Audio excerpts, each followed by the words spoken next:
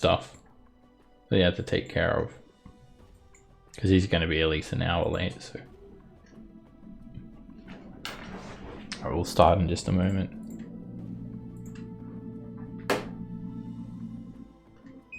Is everyone standing 2 feet away from their microphones?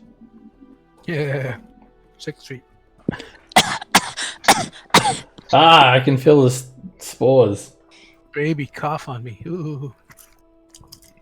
Alright, so let's do a recap of last session. You guys are currently in El Terrell, and you have spent the last couple of days in El Terrell. Pretty much from the moment you arrived to up until now, you've been vying for the safety of all of the citizens of El Terrell.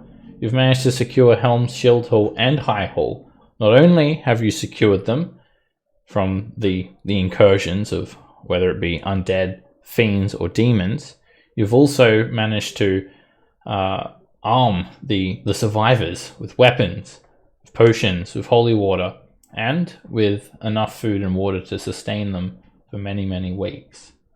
There's not really anything more you can do for them at this stage, apart from try and return El Terrell to the material plane, but at least you know that they're safe.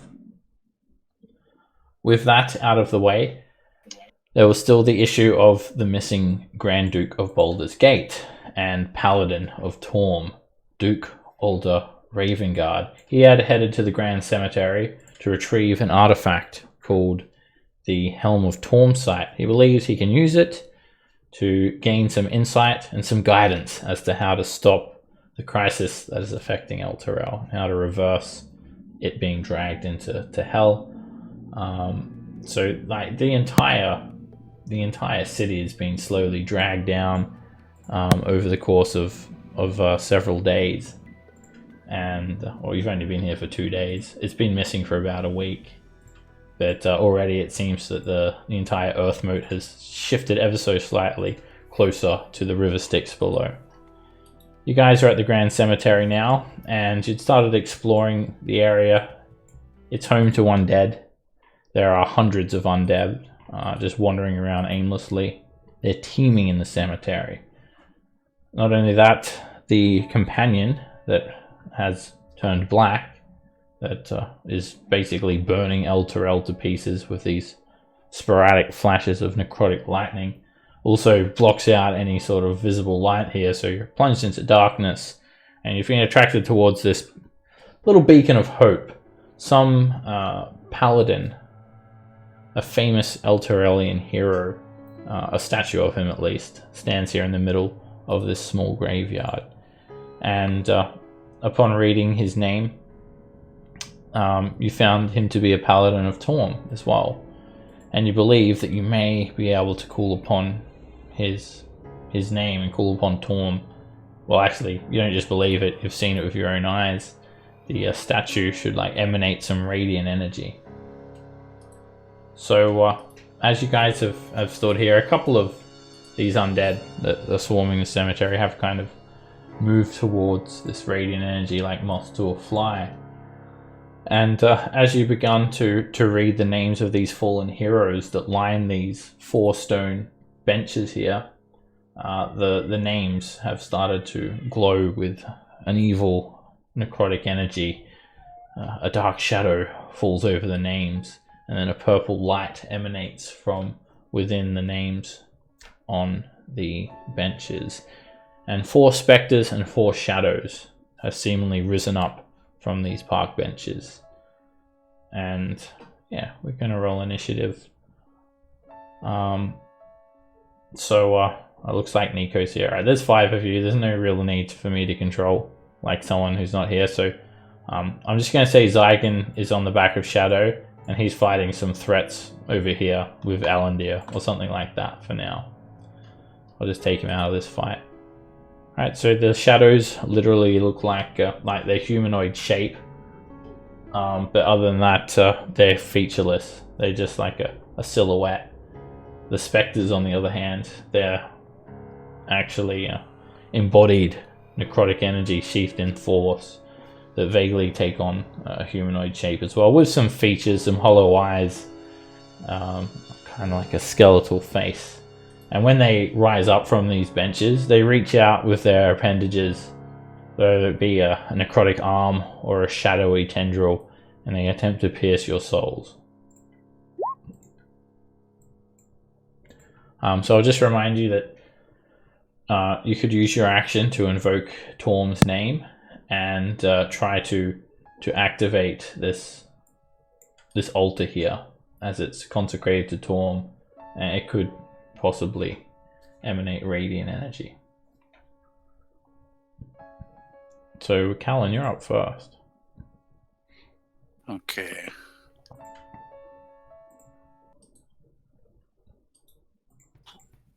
I'll pull out my my coin of Tamora and attempt to turn them.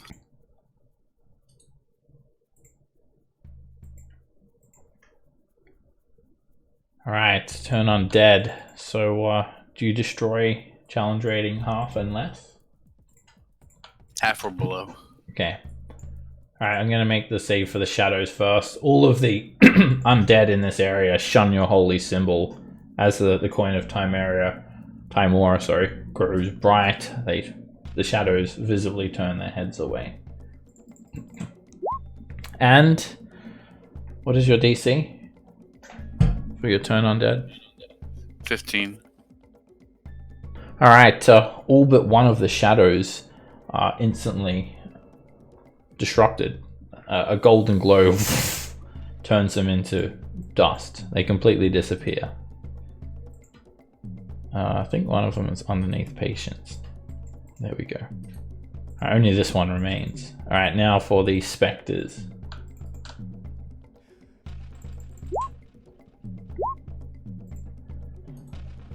Okay, the specters aren't instantly destroyed, but 3 of them are turned. They turn their heads away and they start to move away from you. Except for this one, next to Lulu. So on their turn, they'll get as far away as they can from you, and they'll keep on moving for the next minute away from you. Alright, this spectre, Lulu's flying overhead. She's 20 feet above you guys. So the spectre just hovers underneath Lulu towards you, Raven, and it reaches out to try and touch you. You jump back as its arm falls short. Don't touch me! 6 feet. Personal separation. Nico.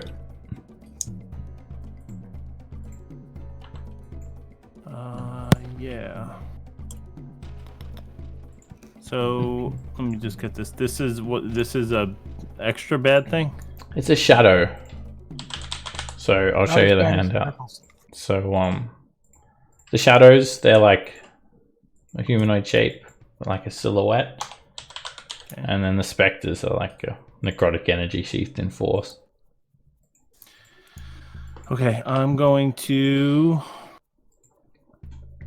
a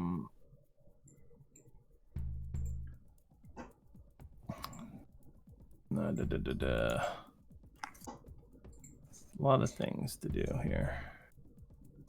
Say my name, say my name. All right, I guess I'll just drop a moonbeam. Sweet.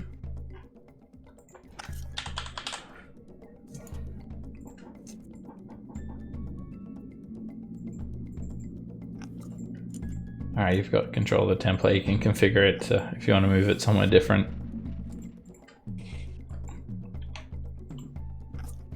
So those guys are fleeing. Yeah, I'll just drop it on the shadow.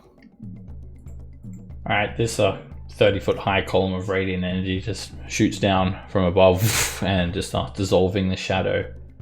It begins evaporating.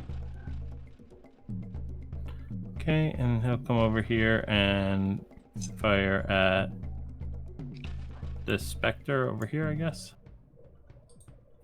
He's a good boy. 30 feet. Actually, he might not. How far is that? I think that's 30. Yeah, he's good from there. That's a hit. Alright, the flame seed slams into the side of the Spectre. It does absorb a lot of that damage. It's resistant. Okay. The shadow is instantly dissolved. It actually is. It's actually vulnerable, so it just melts away instantly at the start of its turn. The light beats the darkness. Sweet. Raven. I'm gonna pray to the guy on the back of the horse. Dear sweet paladin guy, save us. All right. To prove your sincerity to this prayer to Torm, then you need to make a religion check and take your action. Alrighty.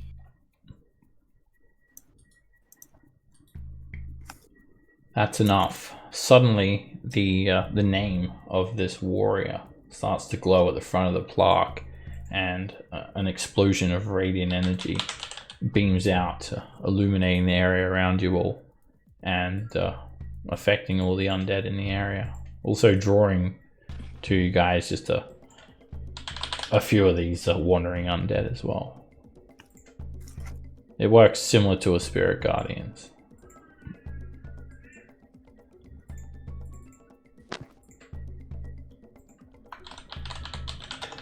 Awesome sauce.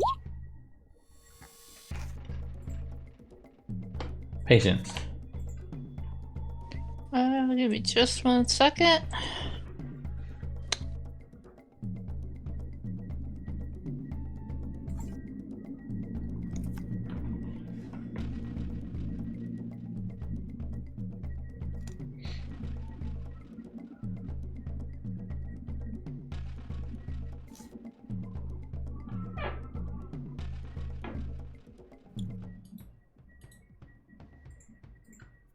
I want to do Dissonant Whispers at the one right in front of me, right by me.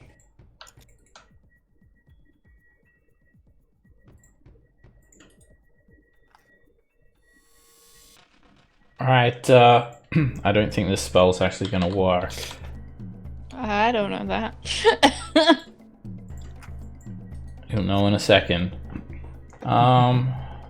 Okay. Oh no. It does work. Yeah, this does work. I was thinking of something else. Alright, the Spectre makes a wisdom saving throw. And psychic energy just fills its head, and wild tendrils of necrotic energy just escape from the creature's mind. It also moves away from you, Patience, provoking an opportunity attack. It flies very quickly away. It just like books it. The rapier hits. It resists your rapier. You just take a tiny little tendril of spectral energy away from it, and it's like gone. It's like out of sight. It goes so quick. And look, here comes Zygon. Yay! Hello. He's like, I just said that you were Making deals with devils. just making some deals with some devils. As you do. You were just fighting some other undead, just kind of away from everyone else. But you can roll initiative when you're ready, Zygon. Okay. And give me a sec. now that you're here, this Spectre's going to fly on over to you and attack you. What? Bad timing. Alright, so you've just finished Welcome back. vanquishing a couple of zombies and skeletons that had wandered in. Oh, you- beautiful initiative. You killed 2 of those, and yeah, you're just sitting there marveling at your own accomplishments. And You should have let your horse roll. this Spectre just comes out of nowhere, comes in from behind you, like, and it just flies through the air. It tries to grab you, but it misses. All right, Lulu just smiles. Oh, the holy energy of Tom! It's really working! Keep it up! And she just gives you guys some words of encouragement from above. Alright, this Spectre is hit by the holy runes, and well, that is the wrong holy runes. Alright, they're not as when actually seeing them in action, they're not as potent as the ones that you guys had seen on the bridge. However, it was a lot easier to invoke the prayer. And this Spectre managed to resist most of the damage, actually. It's barely affected. It also then, because it takes damage, the turn undead has broken.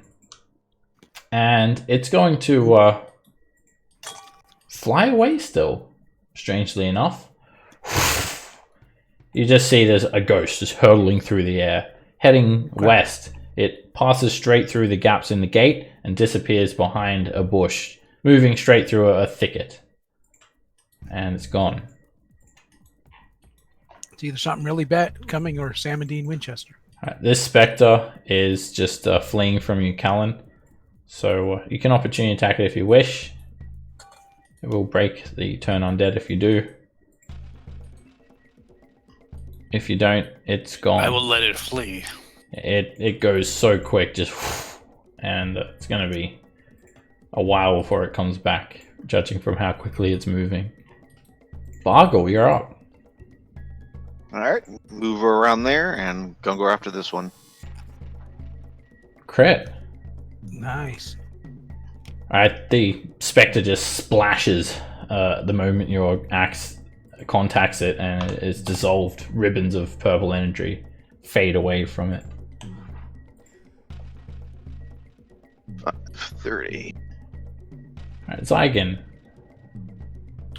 Alrighty. Let's go ahead and start swinging. First attack. That is a hit. When you turn around and whack that Spectre, the mace flashes, and the Spectre is just immediately disrupted. It turns into a golden light and evaporates.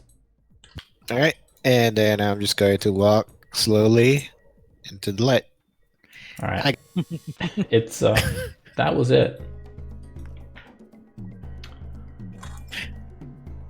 That was easier than I thought. Now, the moment that you guys stand here, I mean, this radiant energy, it will emanate for the next minute. Just a couple of zombies are attracted to this light, and when they move into it, the radiant energy destroys them. Or I'll move around my moonbeam too and pick off anything I see. all right, when you hit them with the moonbeam, they actually react differently. Instead of mindlessly wandering towards you all, they start to move towards you with purpose. But the moonbeam's still able to dissolve them. You get the sense that they may turn on you and attack you if provoked.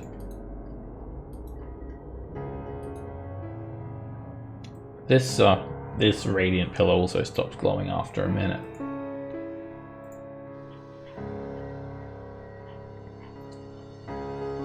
So I'll just describe this area to you guys again. Everything here looks very sullied. All of the gravestones are cracked. Trees are completely raped of their leaves. The cobblestone ground is cracked. There are kind of like spooky faces carved into these pumpkins. The flowers are dead. And the sporadic flashes of lightning coming from the companion briefly illuminate all of these unnerving sights that you see. There's thunder but no rain and no wind.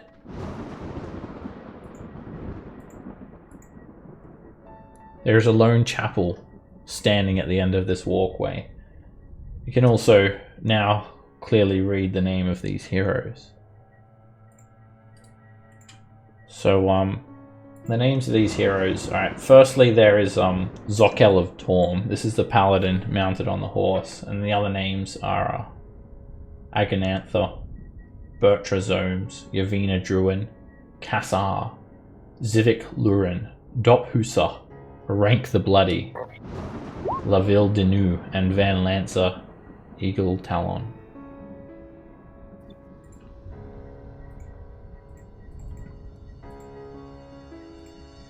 Yeah, your dark vision is correct, Patience. You got 60 feet.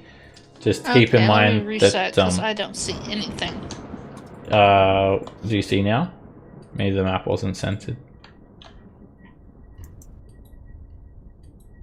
Should be able Let's to. try. You should be able to see. It's also like illuminated where you are. Someone's got a light source, so you should be able to see.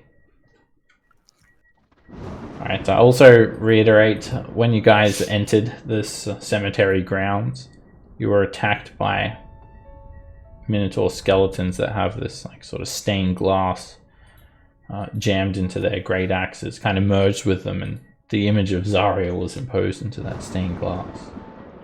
Now, was it like the same stained glass throughout everything, or is it like part of like a window that they broke up and made axes from? You would have to go and investigate to be able to tell that. So you could just go and investigate to try and make an investigation check. Okay. Yeah, you can clearly see the breaks of the glass. They seem to have belonged to a single large window. Can they be separated from the heft, or can we? They are they're like fused in with the axe blade themselves. And again, the image of Zariel, it's obviously not the original imagery, but there's just a small image of this fallen angel on every single shard. Is it like in corrupted form, or is it like before the fall of Zariel? She I can ask Lulu for help if I can't figure that out. yeah, Lulu, oh yeah, you can tell, like, she doesn't look right. She has let's take a look here. There's some good artwork. You've seen that stained glass window at the landing screen. She looks like that on the right. Alright, I'll show you this handout for a brief moment. Don't really want it to spoil anything, Alright. but Yeah, don't worry about it. this is a good one. I'll just show it to you for a moment. That's what she looks like. Far from an Before or angel. after the turn? Nice. I really hope that's after the fall. You never know. Cool. Yeah, I'm pretty sure that's not what she usually looks like, but then again, my memory's been quite foggy. I really hope that's not her. Like, see, she joined like a neo-Nazi cult or something. I really hope it's not her before the fall too. Well, most angels, they've got golden wings, like me. Alrighty then, shall we go into the tombish place? Cathedral?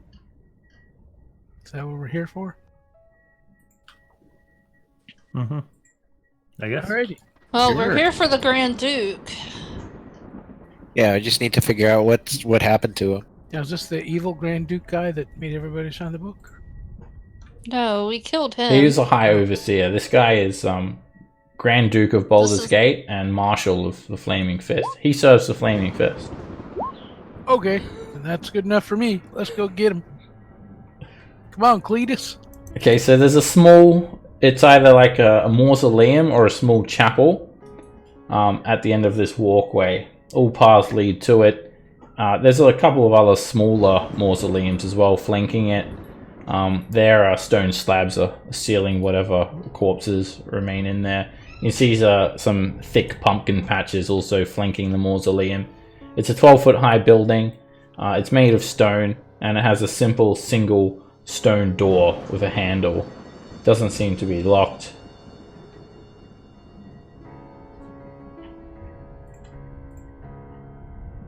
Alrighty, I will turn the handle and open a Vula door. Alright, you step up. There's just a short flight of steps.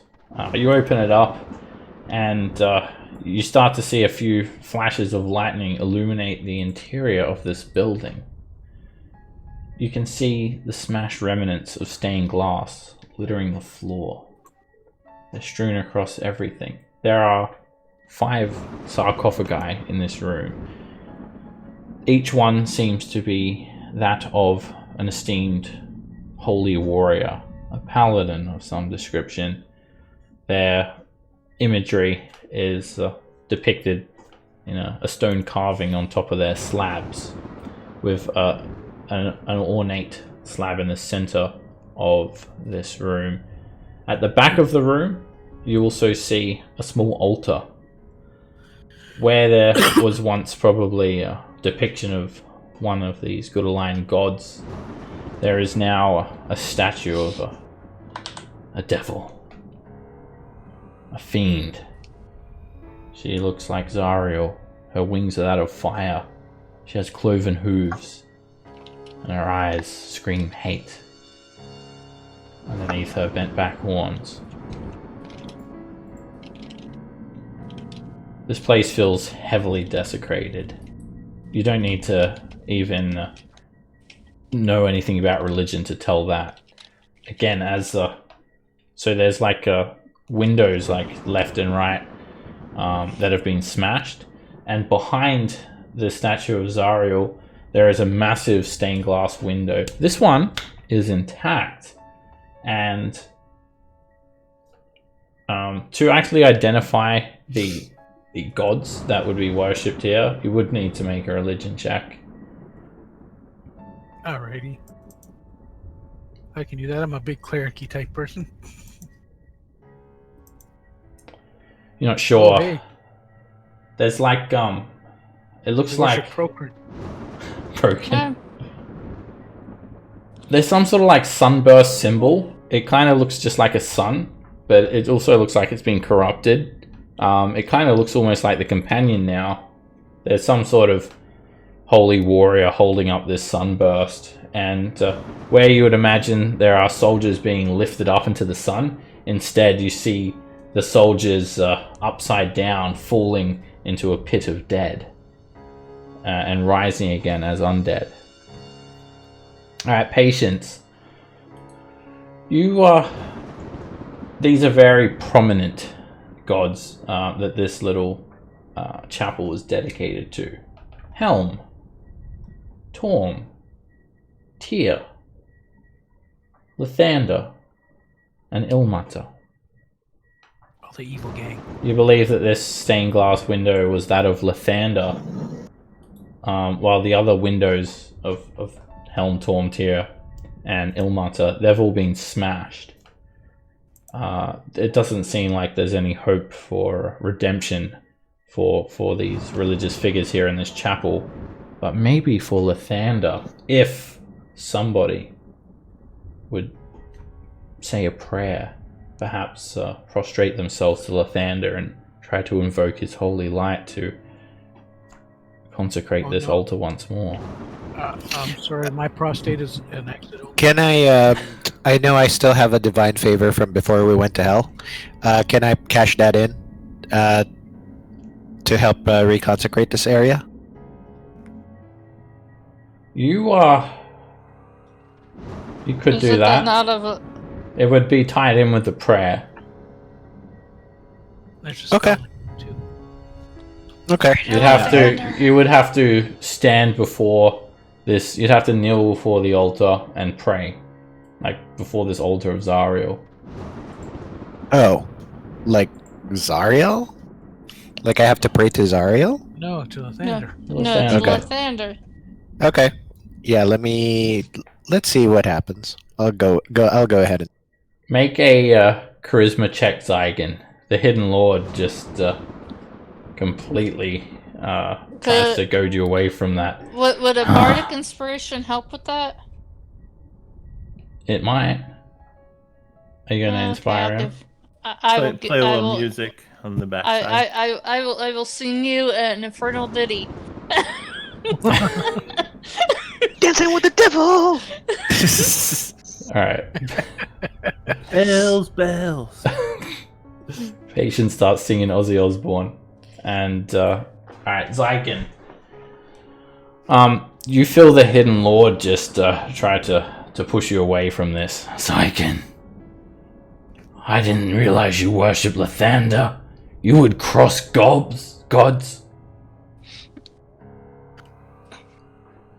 Are you just a religious whore? It says to you. Wow. Are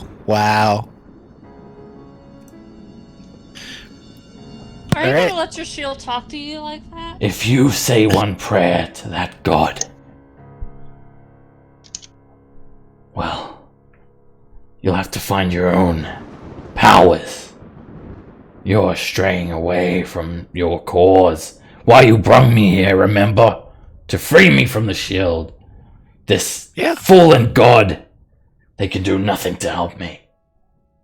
I don't see how one is related to the other. It's like, this is a business transaction. I never agreed to worship you. Alright, so the Hidden Lord makes a demand, and the next step, if you go against the demand, is you have to actually resist his sheer force of will pressing down on you. And that's what the charisma check is for. Do you want to use your bardic inspiration? Yeah, sure. Alright. What do we have there? It's Patience? a D6, right? Are you at the D6?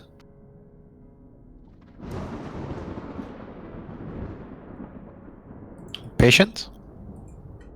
Oh, she says her internet is acting up. I think it's a D6. Yeah, it'll be a D6. A D6. Yep. Alright, It's a 21. Alright. You managed to pry away from the Hidden Lord's grasp. And when that happens, Eigen, the Hidden Lord just grumbles.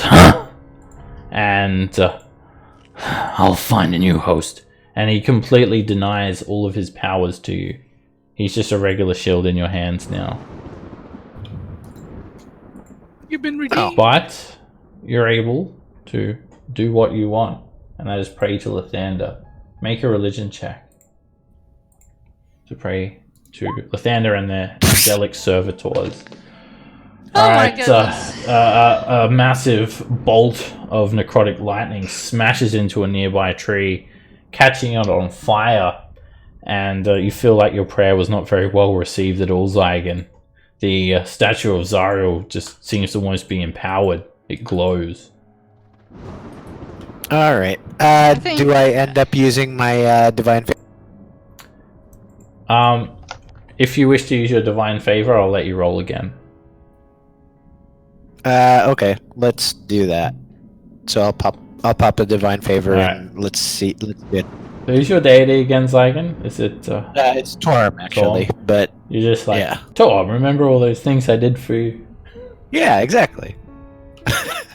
Tell me what the sweet words to say to Lathander is. Remember that time I went There you back go. home? Alright, suddenly the tree that was on fire, it actually goes out, and the shards of stained glass from out in the courtyard, they begin to glow with a radiant light, and they slowly hover over to this mausoleum.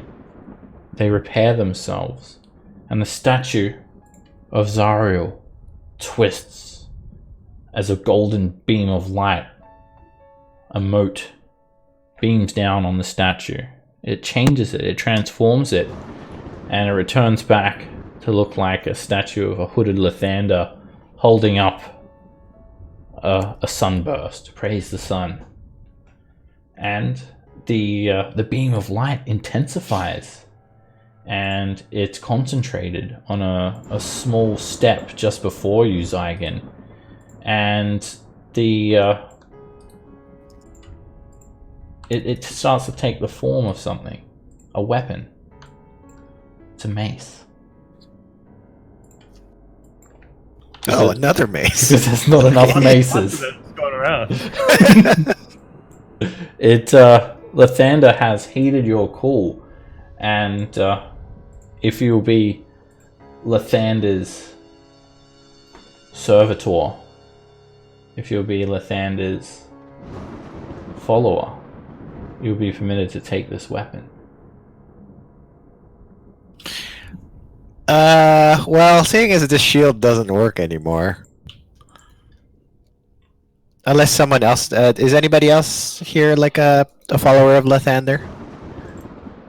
I was gonna do Paladin next level, but that's next level. We ain't there yet, so. I mean, I just point to myself up and down and go, what do you think? he's like, I mean, he brings the suns and all, and that helps the flowers grow. But no, not so much. Said your shield's defective, no manufacturer warranty. I know, right? All right.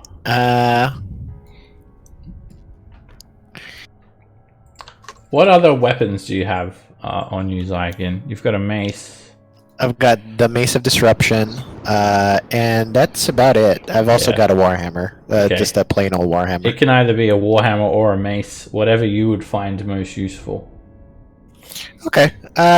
Yeah, sure. I'll go ahead. Like, I already sacrificed the shield to do this, so... Alright, we'll cleanse this land. Lathander. So let me just change this back to a regular shield. Alright, so mace? Happy with mace? I mean, there's yeah. clearly a lack of maces. Okay, warhammer. Yeah, I'll go with the Warhammer. Alright, as you profess to be Lathander's supplicant, a +2 warhammer is there for you to take. Oh, cool. Trading offense with defense. And the golden glow, it fades from the warhammer mostly when you grab it, and you just feel a warhammer that's incredibly light and incredibly powerful. And Cool. Thrower. I'll get some artwork for it. But it's a +2 warhammer. It's not a dwarven thrower. It's what is most useful to you in battle, not is what's completely useless to you Yeah. in battle. Again. What do you call this? D&D is so racist. There It's we like go. Dwarven Thrower, Elven Chain. Yeah, where's Whatever, like the man. Yeah, where's the human thing? human bow of humanness? Alright, so you've got the +2 warhammer, Zygon. It's yours. Cool. All I had to do was sacrifice the scrappy shield that always tried to control me anyway. I mean, yeah, you went all like possessed and all last time, so I mean, it might not What? be so bad to go away. When did that happen? Yeah, No one still told me about that, by the way. it was understood. We all had a unspoken rule to. Alright. You got all scaly. We had to lotion you up. It wasn't pretty. This consecration has not boded well with the undead in the area. And I tried to roll initiative. Apparently it's not working. And roll again. Alright, Roll20 has been incredibly slow. I'll Maybe it describe has- what happens first. Maybe it has a COVID. Maybe it has the COVID infection. I think it does. So what happens is 4 Minotaur skeletons rise up from the surrounding area. 2 of them clamber out of the mausoleums, and 2 burst out. Well, 1 bursts out from the ground to the right of the chapel, and another one just crawls out of the pumpkin patch to the left of the chapel. Alright, the APIs are back up now. This happens at the exact moment that you take That the is weapons not icon. the Great Pumpkin, Charlie Brown. Alright, now something happens to the axes of these Minotaur skeletons. The stained glass, it's gone. So they're just like regular great axes. This Minotaur skeleton just charges over at Callan, stepping over graves, breaking through the boughs of a spindly tree. And it's going to try and gore you, Callan. Make have a good AC check. That's a miss. Callan, you only have to make a check if it hits you.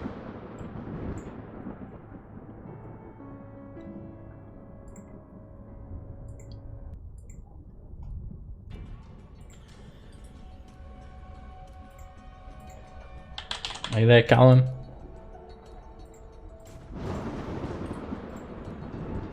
Callan? Yes, Oh, there, I had it on mute. Sorry. I'm going to hold my hand out towards the Minotaur and say, "Timor, make my guiding bolt strike true," and I'll blast it. Alright, Timora, heed your call. That is a hit, even at disadvantage. Alright, and it's an incredibly large bolt of energy. It just slams straight through the Minotaur's skeleton, breaking away multiple limbs and illuminating it. So the next attack has advantage. Sweet. Raven. I take it that wasn't this one that he hit? It was this guy, the one that I don't think you can actually see. Now I'd have to move there to see. Oh, there he is. All right. I'll bash him then.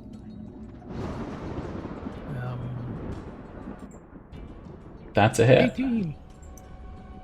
Alright, the force beam slams into it. All right, and 23. It was only the first attack. The second one is a 10, and it's a miss. The glare from the coin of Timora gets in your eye. It's a good glare. It is. Alright, this Minotaur stomps forward. This thing is about 12 feet tall. Massive great axe in its hand. It stomps the yard, and then it sets its eyes on Bargle, and it puts its head down. Its eyes glow, and it charges you. It attempts to gore you, and it misses. It gets its horn stuck on some of the wall of this building. Bargle. Alright. Shazam. Oh, Some that ass. hurt. At the exact moment that you attack, he parries you with his great axe, and there's a flash of lightning from the companion illuminating everything around you. You reel back and crit. Alright, you devastate the Minotaur, smashing through bone with ease. It's looking damaged. Awesome. And then I'll use my bonus action. And it's another crit! You use the momentum of the first swing. You break through most of the skeleton, leaving behind only a little bit. Oh, you're a champion? I was wondering why one is 23, the other's 22. Oh, yeah. Okay. Nico. What initiative am I? Alright. I'll take a step over and against the same one that Bargle was wailing on. It's a miss. Okay, and then Puppy Boy will also try and hit that one. That's a hit. Alright, the flame seed almost completely destroys the Minotaur.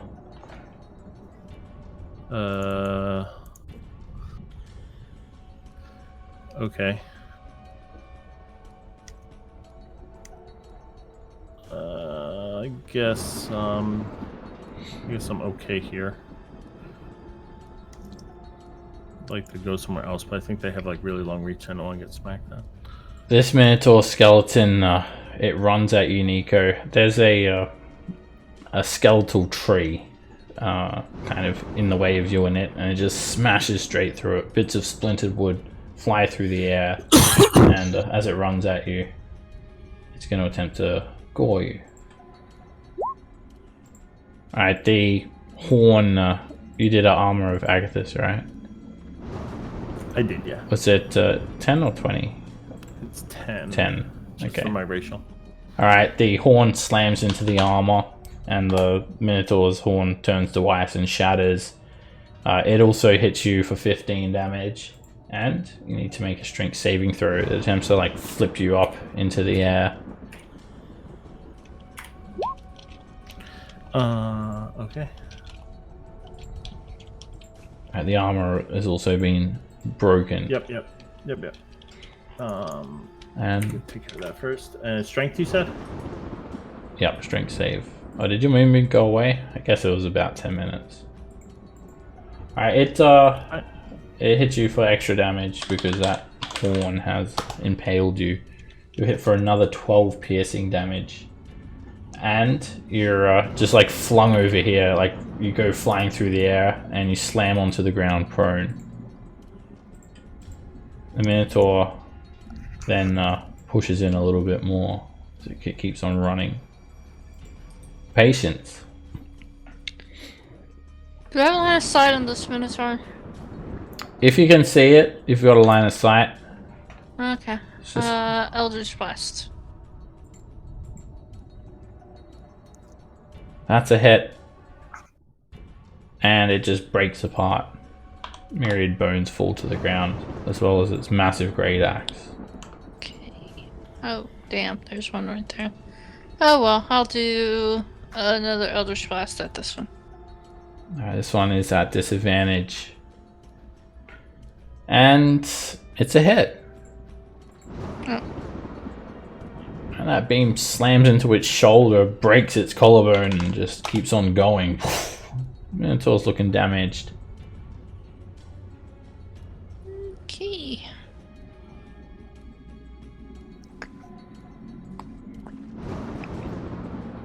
Over here. The Minotaur's going to attack. It's going to try and get you with its horns. Its axe, it's not really made for getting around a corner like that.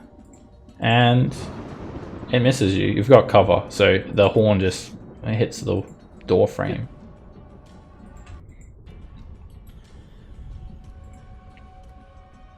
Lulu also says, "Yeah, get him!" Gives you some words of encouragement. I'm trying. That's right, yeah, Roll20's being slow at the moment, so I'll help you out. Shadow starts to panic Zygon, and there's a Minotaur skeleton running at Shadow. No! And it's... My second level slot! Alright, it's gonna be a gore, even though an axe would be more effective, just because it would be hilarious if the horse goes flying through the air. I don't suppose you have mounted combat. I'm not there, so it doesn't matter. Oh. He was talking to the horse, if the horse has mounted combat for itself. Oh, yeah, that's right. It can Yeah. climb on itself. Alright, it needs to make a strength save. If Alright, the horse does not go flying through the air, as funny as that would be, but it is hit for 17 damage in total. Oh, okay. I thought you had 8. So It's 8 let's plus find some more. the momentum of the charge adds extra damage. Okay. Alright, Shadow's turn. Down to a healthy 2. Alright, disengage. I don't have sight on what Shadow is seeing, by the way, so I don't know what's... You can I just can't see what tell it what to do. You can't see what it sees anyway. Okay, just run. We'll meet up. Just run. Run like the wind! Alright, it disengages and starts galloping off to the south. Alright, Lulu just keeps on flying around. Yeah! She starts shadow boxing. Get him! Left, right, left! And she's just hovering around near the ceiling. Zygon.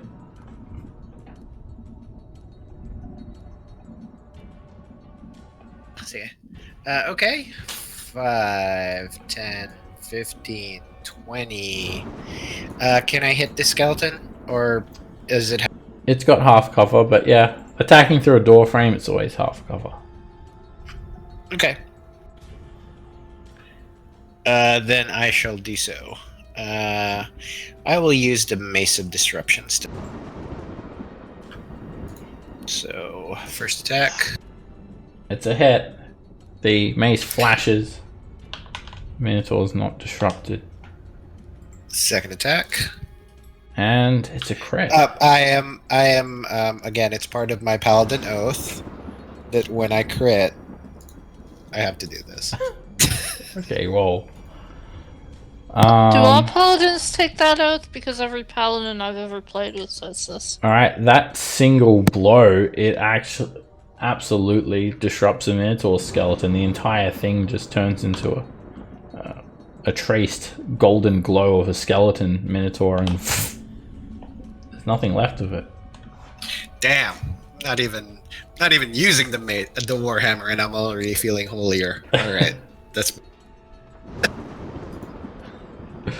Okay, the Minotaur has Nico thrown into its arms, so it's going to bring up its axe and bring the axe down on Nico. And I thought it was like the it romantic thing. hits. It just drives the axe straight into you, Nico. You roll to the side, but the axe catches your torso, slitting a deep wound in your side. You guys look over to see entrails just kind of hanging out of Nico, with the Minotaur narrowly missed, cutting him directly in half. He's on the ground dying. Callan. Okay. Looks badly wounded. It looks damaged. It doesn't look badly damaged though. Totally dead on it. Timora, bring it down. A lot of the bone starts to crumble and break. Gets more destroyed. But it hasn't dropped yet. Raven. Did we do a short rest last week?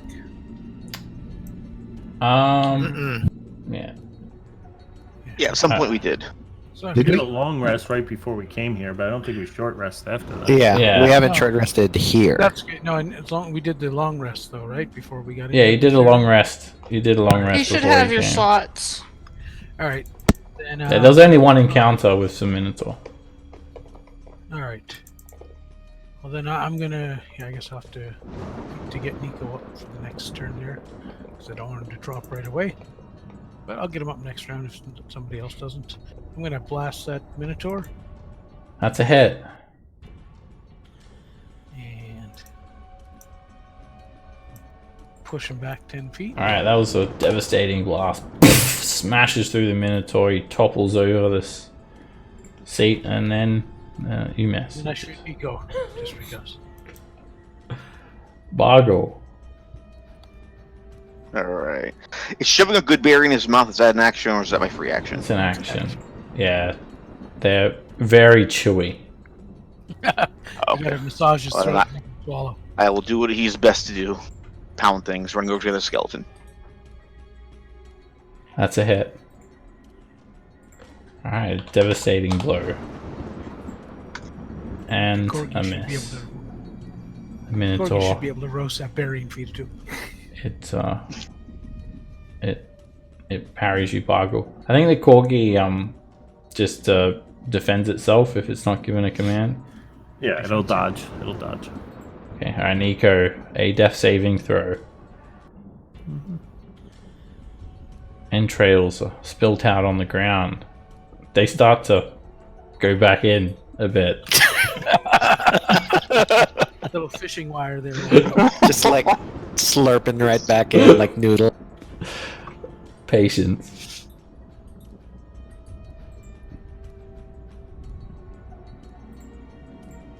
Oh, it's my turn. Somebody missile that. Eldritch Blast. Hit. And the skeleton is destroyed. Crumbles into pieces.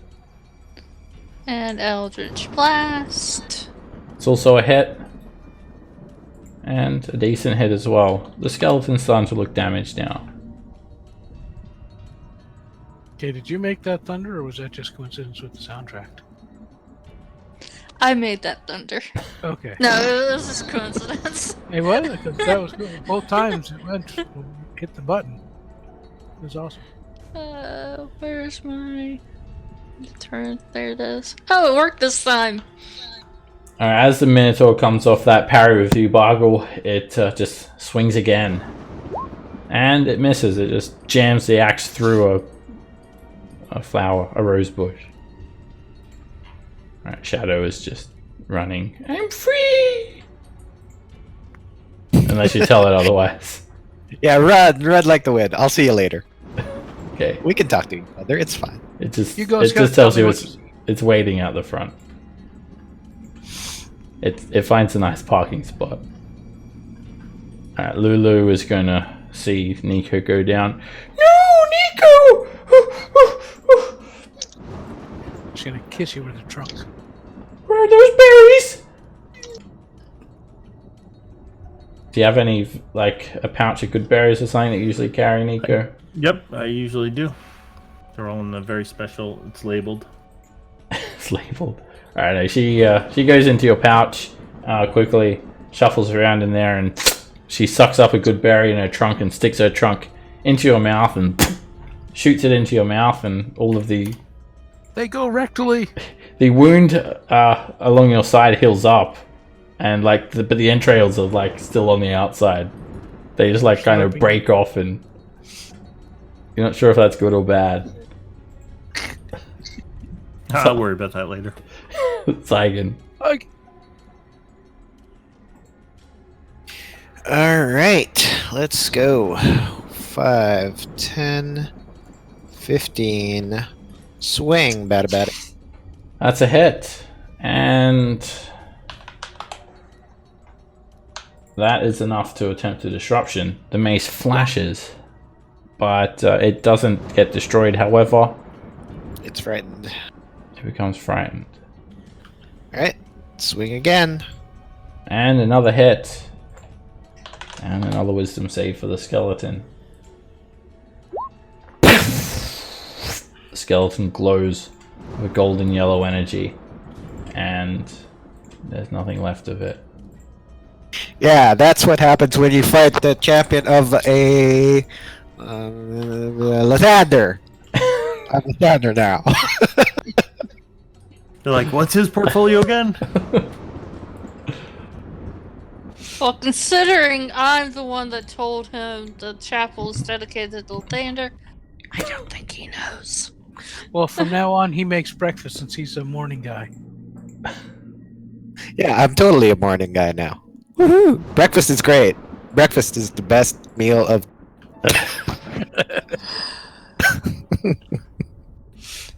Asmodeus, give me strength. Oh, I mean- I like the beer before breakfast. Lily helps you up, Nico. Oh, I think you dropped something, Nico. It looks like sausages. Yeah, that's my lowers intestines and whatnot. So it's fine. So I'll just make more. Oh, Haggis. okay.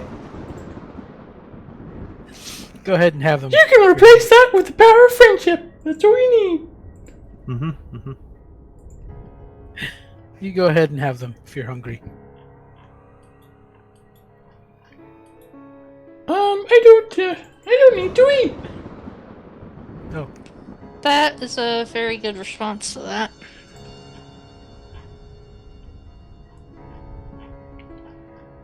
Did you Well, find the alrighty Duke? Nope, not yet. Oh. We're gonna look. Let's check in the sarcophagus there. Maybe. Well, I think before we go anywhere, we need to make sure that Nico's insides are inside. He looks fine. Nico, how do you feeling? Do you need the power of the Lady Luck to heal you? Corgi, don't eat my intestines. What if you eat them, Nico? They'll go back into your stomach. Right. That's not how that works. Isn't it? That is not how it works, but You never know here. Why I'm trying not? my best here.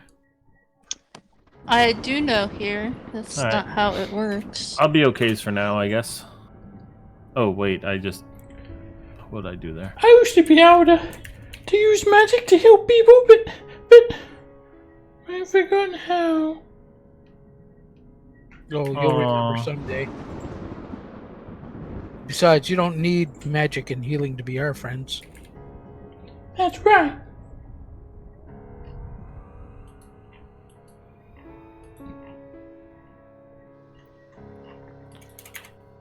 I'm like failing at math over here.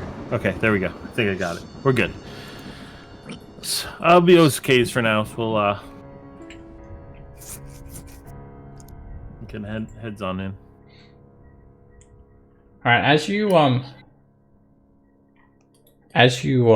look around, the sporadic flashes of lightning from the companion, they seem to illuminate a large purple mist that lingers in the distance over in this direction to the southwest.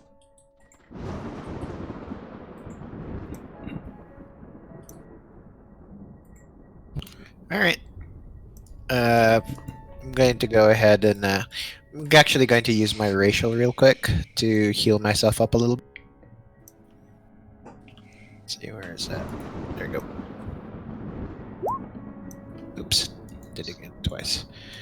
Can you shift ping when you went over there to the west? Like everything went horrible there. Thanks. Hey, Nico, you're a fighting guy here. Let me help you a little bit. We're done in here, right? 10 more.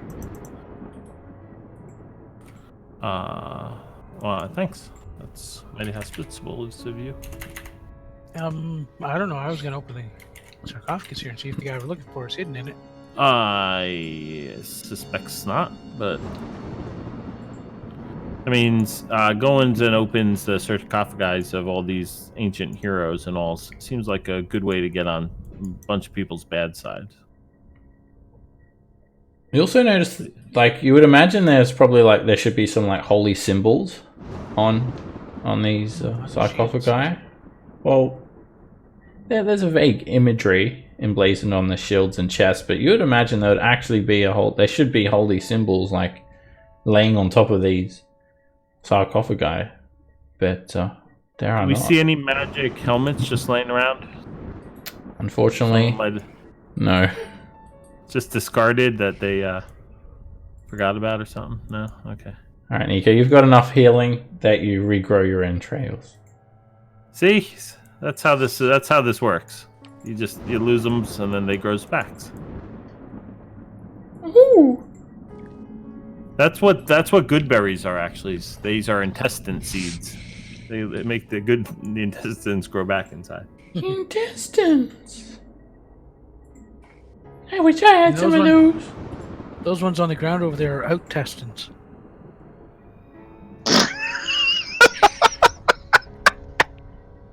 What? That joke was so funny. Just trying to lighten the mood a little bit. So, I mean, should we shout for the persons we're looking for? Maybe they don't know we're here or anything. Or do we gonna go sneak-ins rounds and see if we sees them?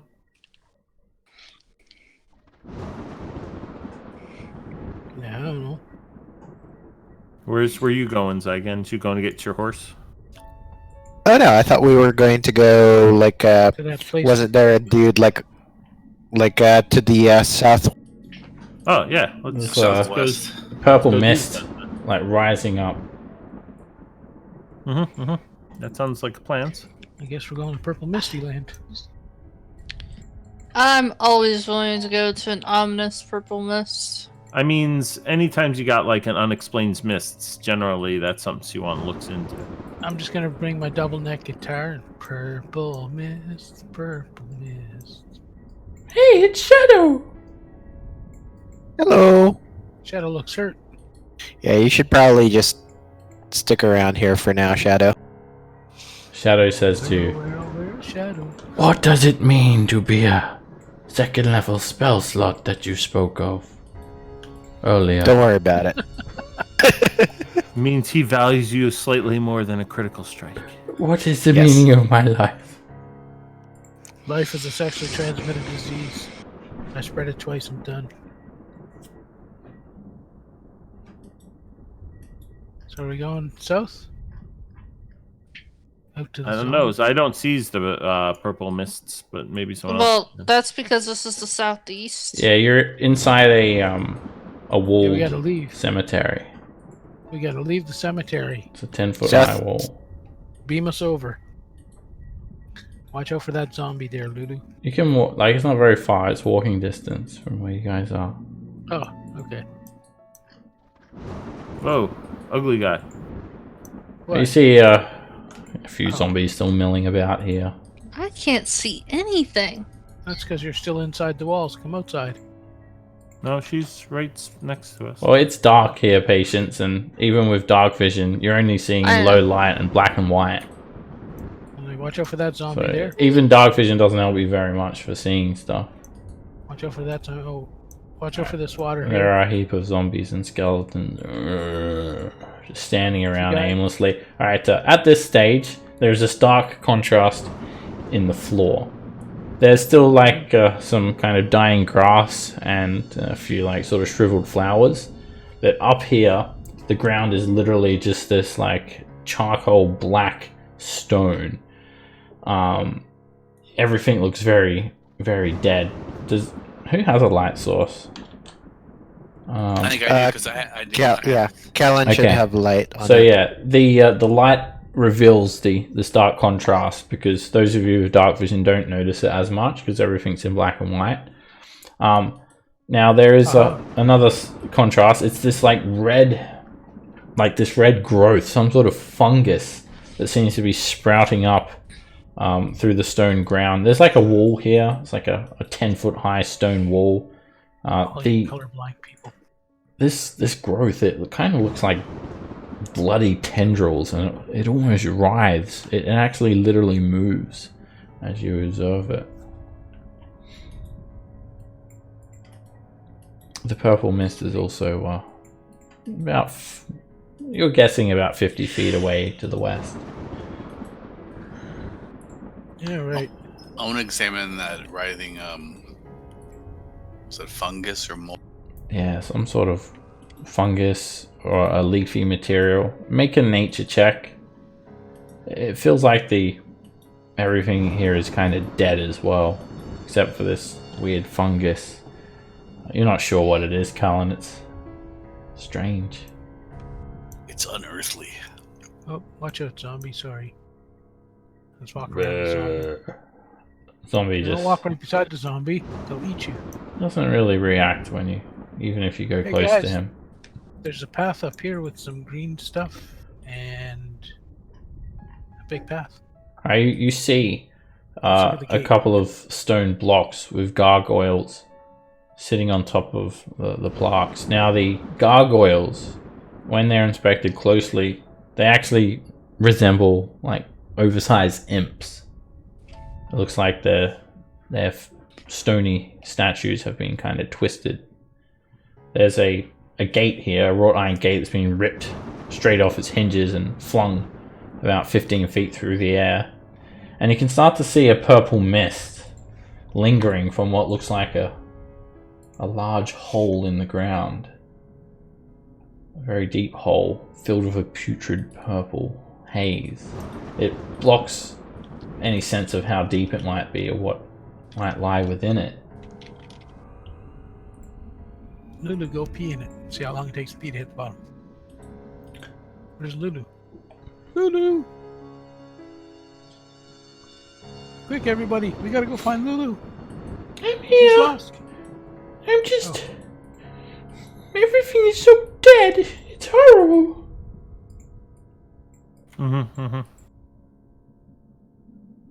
Well, who can fly? And look through the whole purple misty hole. I can fly.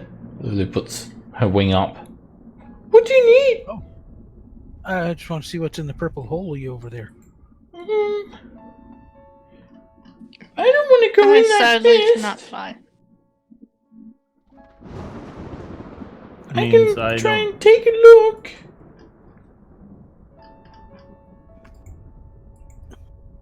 I'll do it for friendship. Okay. Alright, she takes a look. She gets as close as she dares. And then she shakes her head dismissively and flies back. I don't know, it scares me. I don't know what it is.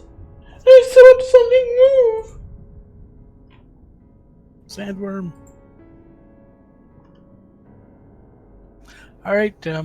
So Something crawls out of the pit. Or Something came out of the rather, emerges. It's a shadow. Another one of these shadowy silhouettes. It just hovers out towards you all. Let's roll initiative. A single shadow. Watch out! Incoming! Lulu flies back and up. Thanks, Lulu. Patience. Okay, Can I I shadow? will. Oh, come on. Eldritch Blast. That's a hit. And a bit of shadow wafts out of its form. You hit it again, and many ribbons of shadow begin to leave it upon impact. It's almost vaporized. Bargle. I'm gonna switch to my glaive so I can attack it from a...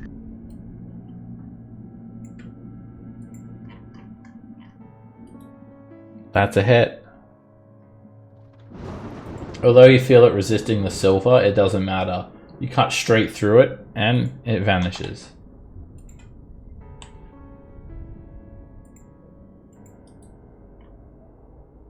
Good job, you two. May Timora bless you with luck. And Thank you. bananas. No bananas, but I appreciate the luck. So it appears to be some kind of undead producing malignant hole. Probably we're connected to the plane of hell, or whatever plane we're seeking down into. So how do we get rid of it? You could make either an investigation check or an arcana check for this mist to see what you can make of it. All of us? Yeah, Yeah, anyone I have who arcana. wants to inspect it. It's a hole. There's a hole in the bottom. It of the is a cup. hole. It's a hole with purple flowing out of it. All right, You'll keep the mask to yourself. all right. Patience and Callan, you guys can clearly tell this is some sort of mist formed from necromantic energy. You're not sure the source of it. Maybe, well, obviously it's coming from this hole. You're not sure what could have created it. But Nico, there's further insight that you managed to glean, and that is the mist pulsates in sync with the crackling energy that is coming from the corrupted companion. It twitches every time a lightning bolt flashes and hits the ground. You feel like it's linked to the companion. Perhaps the only way to stop it is by stopping the companion. What's the companion again? Is that When you look up, you see a 400-foot diameter necrotic orb hovering above the city. That is the companion. I'm surprised you don't know, Raven, because you're always proclaiming how the High Overseer corrupted Elder Aliens. And the companion was the key component of that. Well, that's a secret that I knew that he corrupted because he told me about the book. So I have to share the secret. Yeah, so basically, the companion was like a holy light that hovered above the region of Eltergard. And Thavius Krieg made a pact with Zariel to produce the companion. And the companion warded off fiends and undead for 50 years. However, at the end of that 50 years, everything that's shown under the light of the companion was then forfeit to Zariel. Ah, okay. So, we gotta stop a demigod's companion. Pretty much. How far up is it? It's hard to tell. Maybe 1,000 feet. Oh. If I could get like 700 feet up there, I might be able to hit it with an Eldritch Blast. So can I like try to fill in the hole? And start digging. You can. You start pouring dirt down there. And it's not filling up. You kind of close it up a little bit, but the more you excavate, the more loose earth around it you move into the hole. But it must be deep. Is there signs? Does it the tracks of like all the skeletons and all? Does it look like they're coming from here? It would take you 10 minutes to take a look for tracks. All right. No, I was done playing with the hole. I mean, if we don't want to stay and look for a while, we can keep looking. I mean, this is just the big evil's holes that's here. I mean, we probably should do something about it, but I don't think we're going to be able to do anything about it until we do something about the companion. I think our chances of taking care of this hole is way better than taking care of the companion. As you've filled in the hole a little bit, Nico, suddenly your work is undone, as the hole seems to sink in on itself some more, and emerging from the hole is a skeletal figure covered with fresh dirt. It's a white. I think we need to get out of here before we continue to be attacked. Does it look indifferent towards us, like the skeletons are? Alright, this one does. This one, it climbs out. It's coming towards you guys.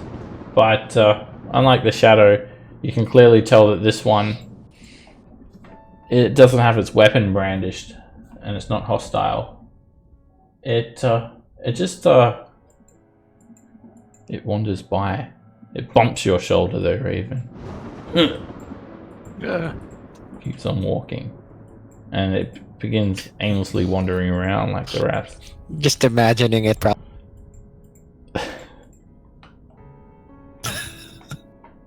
So yeah, let's Let's keep looking. Yeah, let's keep looking.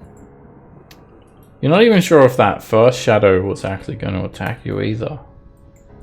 It seems like the undead emerging from the pit are very aimless. Alright, you start to see... That's like the underworld that sprung a leak and it's just leaking out people. Pretty much. Alright, up ahead you see this very muddy path cutting through these grounds that look truly defiled there. Shattered altars, sundered buildings. You do see a small building off to your left. It has a few splotches of blood at what looks like a basalt drawbridge that is drawn, and there is an opening into this edifice. It's very small though. It's circular in shape. It's about 15 feet in diameter. Where are you, Raven? You staying back? No, I'm going. Alright, because you see something that no one else does. Oh, okay. Oh, if you move, you will. This one. Alright. Gotta find me uncentered. Here we go. Alright, at the back of this cemetery grounds, there's it looks like another mausoleum. Perhaps opening to a chapel, maybe an ossuary. Guys, There is. And also, there's an embossed image on the front of this mausoleum. It's a colored image. It looks like a depiction of the god Torm placing a golden helm on the head of a man kneeling before him.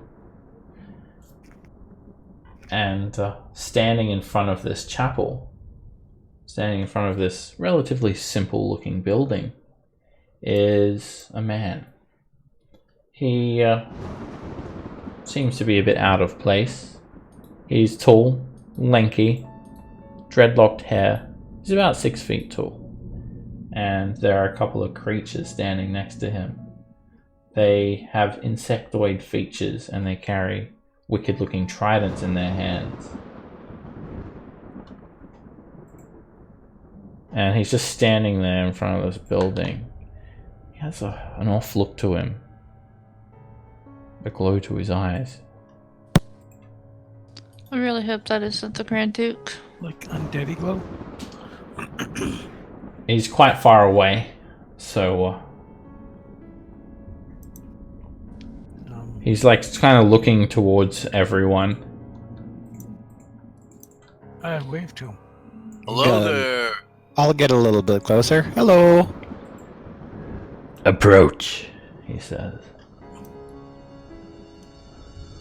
Okay. I think this is close enough. He takes in a breath, and before he speaks, suddenly some creatures emerge from a set of stairs that descend into this building.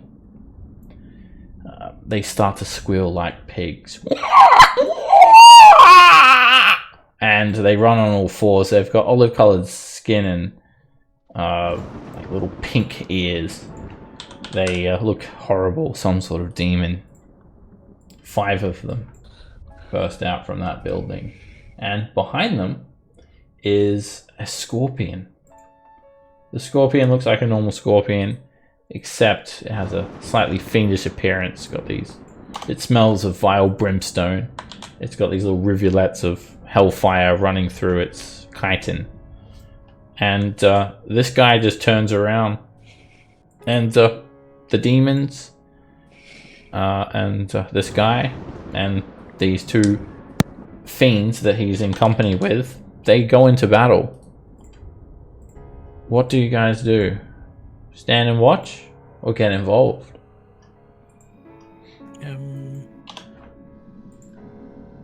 Well, those things look like demons. Is a Mesloth a demon too, or? Everything looks evil. They are not demons. It's like the nicest looking guy there is probably like the Spectre. They're mercenaries. The Yugolos. They're all fiends. Oh, they're mercenaries? Okay. Yeah, Wow. the Yugoloth, you didn't get a whole lot of research, like your research didn't go too much into them, but they are fiendish mercenaries. If they die in Avernus, then they go back to their plane of either Alcaron, Gehenna, Hades, or Ossuary. And yeah, they take jobs for pay. They'll fight alongside usually devils, but maybe demons. And they fight fiercely. They know that if they die, they'll just be respawned on their home plane. They're fiendish mercenaries. But they can't be trusted either. You also notice that that Spectre that had fled from earlier was in company of this guy. So, do you want to get involved? They've already started breaking out with combat. The Dretches are jumping on the Mesolos. A Dretch runs at Gideon. The fiendish scorpion snaps its huge claws. And they start brawling. Let's let them fight and we'll destroy the victors. I mean, don't we need information from this guy? I wonder is he like undead too, or is he in control? Alright. I look at. Alright, you observe him fight for a brief moment. And he's not armed, but he literally is just using these elongated claws to attack. And it becomes apparent that, yeah, he's not alive. Strangely though, he does have a holy symbol of Lathander proudly displayed on his breast. Okay. That's wrong. Saigon shouldn't be burning a hole in his chest. Well, if he still worships Lysander, then we need to help him. Now that I've fully converted to Lathander. Of course I have. Alright. So I'm going to go ahead and start getting involved. All right. With you guys deliberating for this short round, they've killed 2 of the Dretches. The Mesolos don't look like they've barely been injured, but the Scorpion does have Gideon in one of its claws, and it's lifting him up off the ground, and he's just hacking away at it. All right. And I'll break that when the time comes. about there, I'll roll initiative. These Dretches as well. Now, when they die, they have a very particular death. They melt down into a bubbling pool of shiny ichor, and it's demon ichor. It's dangerous for you guys to touch. Alright, you guys decide to jump in and help. Patience, you're up. Okay, I will put Hex on the Scorpion.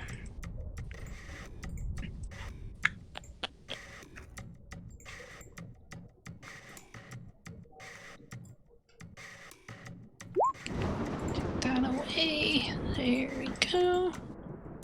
And then Eldritch Blast the Scorpion.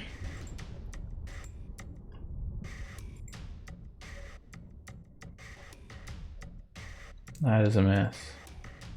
Damn it. And another Well, miss. that was a great round for me. The shell of the scorpion is quite tough. It's able to block both attacks. Alright, this Dretch just it screeches like a pig, and all of a sudden it just releases this disgusting green gas that just hovers around it. It farted. Pretty much. It's a like a 10-foot radius. It's also It's a potent fart. it's only lightly obscured. You can see through it. It goes about there.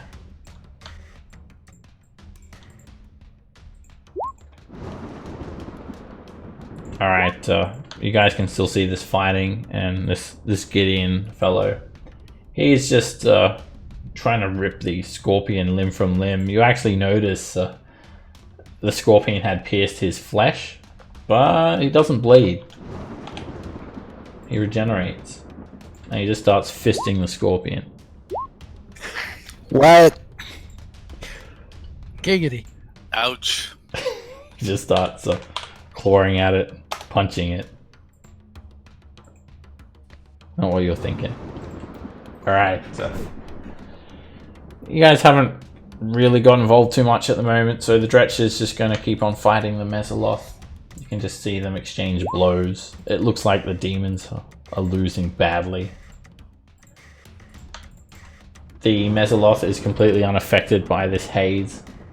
It wields in its hand a trident, and as it pokes the Dretch with its trident, it also uses, because it has 4 arms, it uses its other arms to claw at it. The Dretch screeches as the trident is plunged into it. Callan. I'll summon the coin of Timor. A spiritual weapon. Alright, who are you hitting with that? Right there, hit the big guy that's fisting Gideon. Whoa, it's Gideon's fisting it. Kind of graphic. Oh, That is a miss. Graphic, buddy. and then I'll follow up with Toll the Dead.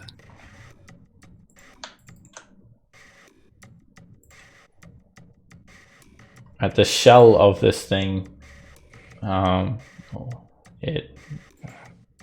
nothing happens to it. It makes a saving throw. Blast! Timor, show me some favor. This Spectre is not getting involved. It just hovers where it is. It moves back a little bit. Hovers there. The Dretch just explodes out of this gas. It runs straight at you, Callan. And as it does, the Mesoloth just ruptures it. It just explodes. It melts down into a concentrated puddle of gore. It kind of smells like bile. Nico. Oh, that happened to before it struck me? Yeah. Oh, yeah. Opportunity attack. It died here. It didn't attack you. I was closing my eyes when it started rushing towards me. I didn't see. I saved you. Thank you, Raven. You're welcome.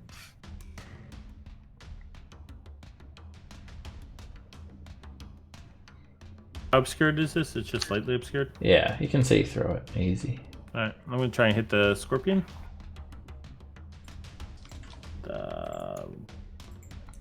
It's a miss. And Corgi will try and hit the scorpion. That's a hit. He's much better at this than I am. Alright, the fire does not seem to affect this fiendish scorpion very much. It resists.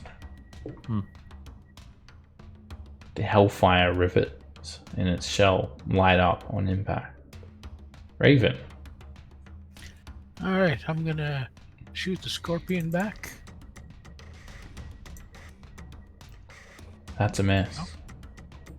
That hits it. There we go. And I'll break the grapple and push back 10 feet. Alright, when you hit the scorpion, it slides back up these stairs, and it does drop Gideon. He just lands on his feet. He doesn't respond. Syken. Alright, so I'm going to bring out the Warhammer. Hopefully, sort of like the symbols on the Warhammer will sort of like look familiar to Gideon. And then let's go. I'm just going to run straight through the poo cloud. Alright, you're not in it long enough at the moment to be affected by it. Okay, then 2 swings of my Warhammer. First attack. That's a hit. It's incredibly light and powerful. It busts through its skin. Okay, second attack. And a crit. Again. Give me a second. You just absolutely explode the dretch. So much radiant energy is in that blow that all of the ichor evaporates on impact. And Gideon steps back. Alright, 10 feet out. And that's my turn. Alright, this fiendish scorpion, it just runs back through this haze, and with one of its claws, it tries to grab Gideon. And it just grabs him again. Gideon just literally wears some priest robes. It grabs him, it lifts him up off the ground. It tries to grab this Mesoloth with its other claw. Shifting sideways. It misses. And then it lunges its stinger tail into Gideon. And the stinger just hits Gideon straight in the chest. The poison drips down his form. And he doesn't even flinch.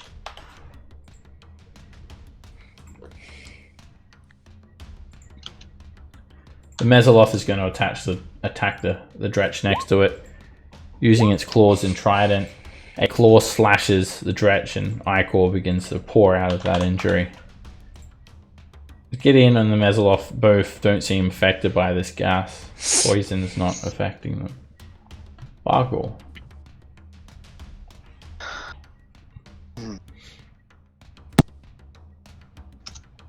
I'll switch over to my crossbow then. I'll pop this stretch over here in the back right.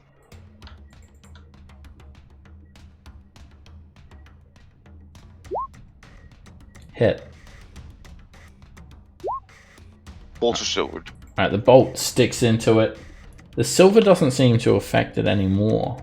It also doesn't really seem particularly resistant, but it's not dead.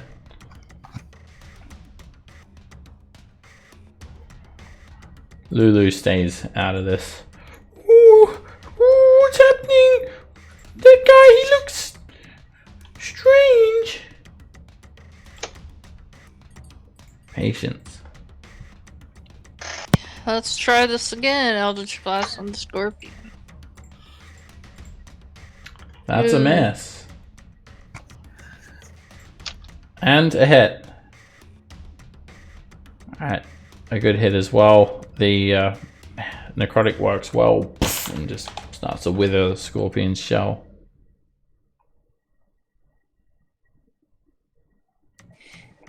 Alright, Gideon's still grabbed by this scorpion. He's completely unaffected by most of the attacks these things are dealing him. Looks almost uninjured. And he just continues trying to rip the scorpion limb from limb. And he just punches it in the face. The Dretch squeals. And this one runs up at Zygon. And the Mesoloth will opportunity attack it. The Dretch just bursts into a puddle of ichor on the ground over here. This Mesoloth will then turn its attention towards the scorpion, and they barely even need help the way they're going with this fight. It just sticks the trident into the scorpion. The scorpion's looking badly injured already. I feel like they would have won easily, even without your intervention. Callan. I will strike it with the coin of Timora. It's a hit. Alright, the coin just breaks through it, ripping open its shell even more. Then I'll follow up with Toll the Dead. The scorpion makes a wisdom save. And it fails. Its shell has become almost completely translucent at this stage. Ichor is just dripping out of it. It's about to collapse. Nico. Nico, finish it! Firebolt misses.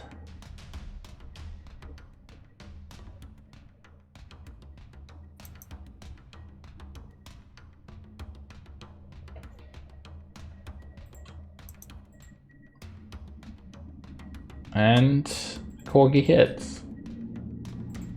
Right, the flame seed is a direct hit. The scorpion resists, and it's still standing. Raven. All right. Scorpion! Kamehameha! It's a miss. Sorry, Gideon. And that hits. You you hit it in the head and it breaks the grapple. The entire scorpion just goes flying through the air and smashes against this wall. Breaks into pieces and falls onto the ground. Aha! Greetings. Good sir. Gideon just stands there in this haze and he doesn't say anything. All you hear is the sounds of the companion crashing with lightning. Hello, sir. Eventually, this is the guy we're. Yeah. he turns Go ahead, sorry. around. What were you asking? Oh no, he was the guy we were looking for, right? No. No. I don't think so. Yeah. You're looking for Duke Ravengard. Yeah. Have you seen Duke Ravengard? You don't know this guy's name yet either. He hasn't actually told you. Oh, okay. Okay. Excuse me, sir. Have you seen or do you know of Duke Ravengard? He kind of just ignores your initial question. He takes the time to thank you instead. Thank you for your assistance. You didn't look like you really needed it, honestly. Quite Huh. I have slain countless demons in the name of Lathander. I need no assistance from you humans. Yeah, I could see that, but Who is the Duke that you Duke seek? Ravengard. Duke Ravengard of Baldur's Gate. Oh, wait. I'm regenerating. Oh, Duke good for you. Ravengard of Baldur's Gate. Ah. The human. Yeah. There was a group of guards that entered the ossuary earlier. They went down there. And now demons emerge from that hole.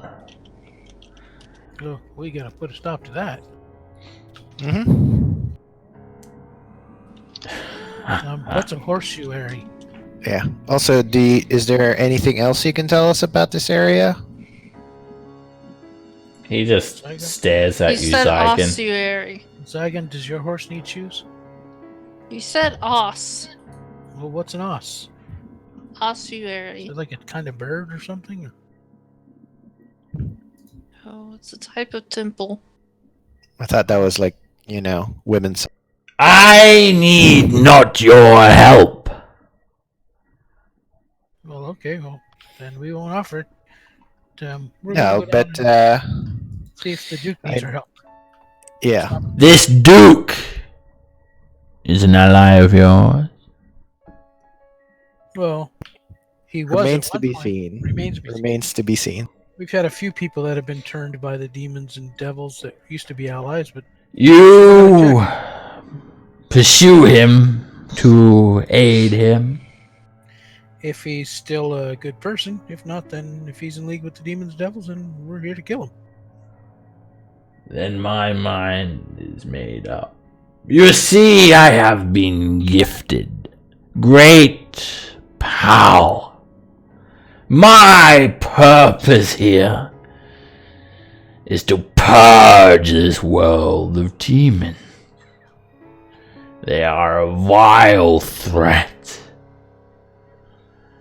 And the humans are in league with the demons. You are in league with the demons. Yeah, I never. No, actually, if nothing else, I've been blessed by Lathander to help, to do good. Like, see the Warhammer?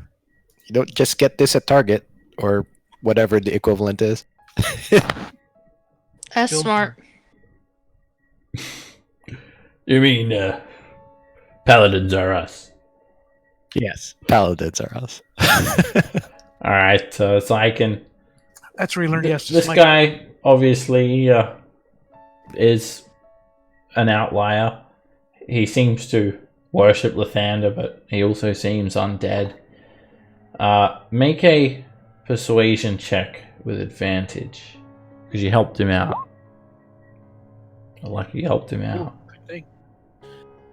Good thing he had advantage. So you two have been sent here to purge the demons. Praise Lathander. Praise Zariel, for she gifts us devils to destroy the demons in Lathander's name. What? What? What? What? Let's not argue too much. You may It's all descend semantics. and purge the demons that emerge within. Destroy them all! We shall. Okay.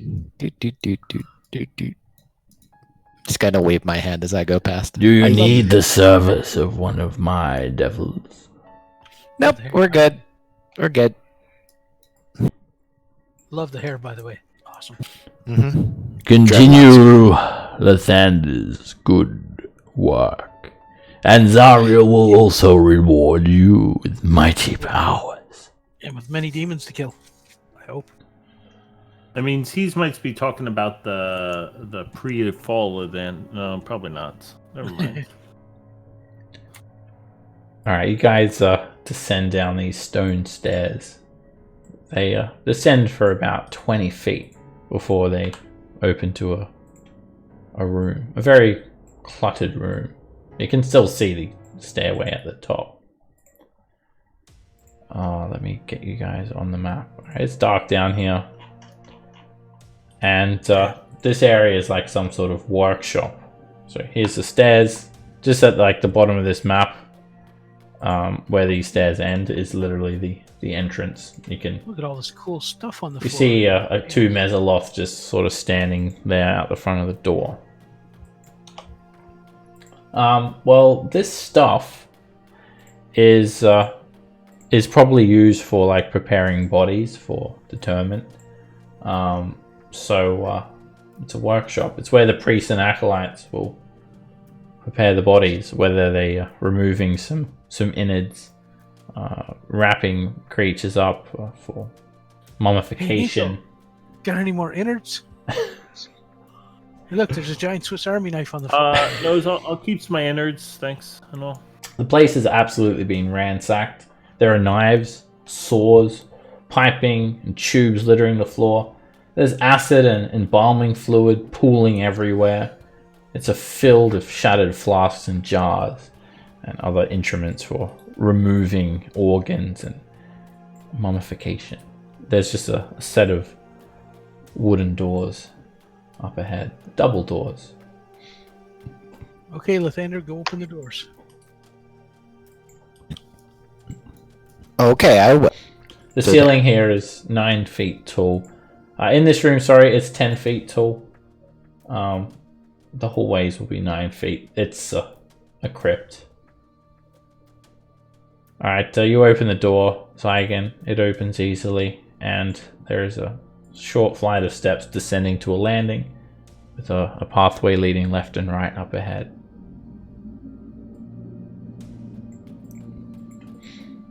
Hey, wait, guys! That man, what's his name? Oh, He said that he was doing Zario's work. He seemed strange, like the poison wasn't hurting him and his injuries were regenerating. Yeah, he seemed weird. But he had the symbol of Lathander. I'm confused. Yeah, he looks like some other ones that might have been goods back in the days, but now has been corrupted and whatnot, kind of like Zariel. So hopefully when we free Zariel's and puts her back on the good side, that he'll go back on the good sides too. But did you see that ghost? It was standing right next to him, and he wasn't doing anything. I think it was working for him. Maybe he's the one that is making all the Zambos. Oh. probably. That would make him definitely not good. If that's the case, that means he ordered all the undead to attack the High Hole. And may Amandamon, how right it felt around. We'll get him on the way out after we rest. Yeah. You make excellent points here. Your Yeah, observations are quite astute. Yeah. Wish you had I told don't us know what it before. is. I just feel like I am guided by the gods. Well, Okay. good. At least one of us is. But yeah, let's we'll take care of him on the way back. Yeah, Because well, yeah, kick his butt. if he's sending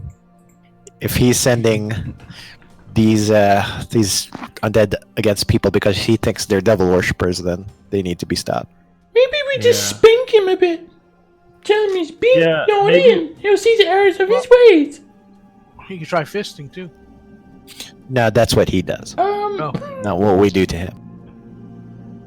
As this conversation's going on, there's another conversation going on inside Bargle's mind. Bargle, use me. Yes. I'm a +2 shield. Bargle. Fireball. I'm gonna put this straight to you, Bargle. +2 shield. Resistance to fire damage. Resistance to fire damage. Fireball. Can cast fireball. You haven't even seen my true power yet. DC 21. Occasional possessions. That's just the icing on the cake. I'm looking for someone that likes long, uncontrolled walks in the Bargle. On the Dog beaches it. of I need you. Can I see that shield for a moment, man? Let me see that shield. Oh yeah, it's busted. It does sure. Here. Alright, So Bargle, you watch Bargle takes the shield, pops off his cod piece, and then rubs it underneath for a moment, and then drops the shield in the ground. Reconnects it back up, and leaves the shield in the ground, walking away from it. What the hell, Bargle? I'm going to use a handkerchief on Ah! What the hell? That's more than a tablespoon. Bargle, your trunk is hanging out. Oh, sorry. I don't want to see that. How How come your trunk isn't on your face? Is that like an orc's ritual or something? So when you're going into the place of the dead, you gotta. That thing started talking to me, so I just wanted to establish our Okay, relationship right now. Okay, I'm not gonna talk to you anymore. Oh. Alright, the Hidden Lord periodically... Nico, can you please tell Bargle that that was not appropriate?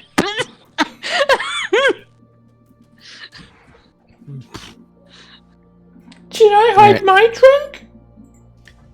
So what are these things? Alright, alright, first of all, as you guys are walking through this ossuary, the smell of ancient death is really strong. It smells like grave dirt here and skeletons. The Hidden Lord is going to be periodically contacting everyone in a similar fashion, so if anyone decides to respond to the Hidden Lord, let me know. But he does offer you guys each power. So, alright, this is a curved hallway. It curves around north and south, and you see some clay urns with stoppers on them. Just cloth stoppers with some string wrapped around them. This area must be where the poor were buried. Just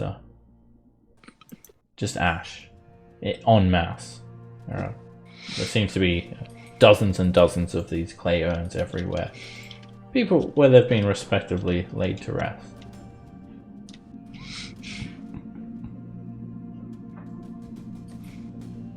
No sign of any activity. All right. Let's keep looking. What's down here? Alright, this seems to be a special area of the ossuary. Again, this is a place where those that could not afford the expense of a cemetery plot were laid to rest. These walls are lined with, not only with pots, but also funerary shelves. And there are shelves set with dusty humanoid bones resting above these urns. And there are also some other wooden shelves sticking out of this central pillar. And there are relics and holy symbols of Lathander, of Torm, Helm, Tyr, and Ilmater that have been prominently set on a number of shelves. So this is where you go shopping for yourself a new deity. Zygon, you like to change them quite frequently, so maybe you can find yourself a good one here. Nah. Try Prokin. I mean, they got to do better than a +2 Warhammer. So as you I think that's hard inspect to them, beat. you notice that the symbols have been corrupted. The sunburst of Lathander is kind of like looks like it's a bit pallid. The holy gauntlet of Torm, the eye is closed on it. The holy symbol of Lathander, which of Ilmater, which looks like a person wearing a barbed wire wrapped around their arms. They look like they're being especially tormented and so forth.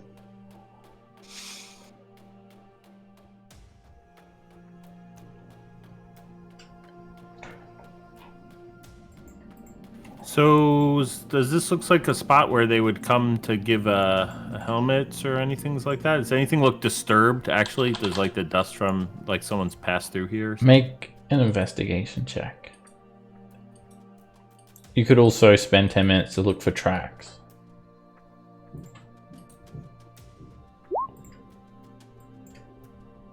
Ain't nobody got time for Right, that. you take a look around, and it does not look like anything has been disturbed. However, all of a sudden, something happens to the holy symbols.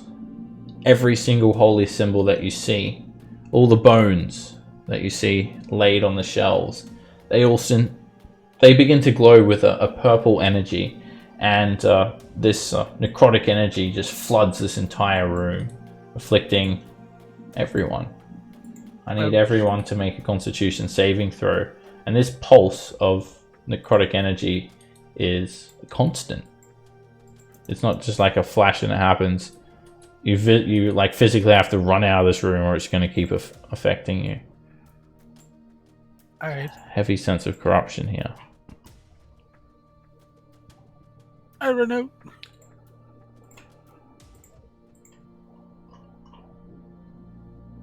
Alright, Zygon, you resist and take 6 necrotic damage from the necrotic bolt. Half to 3.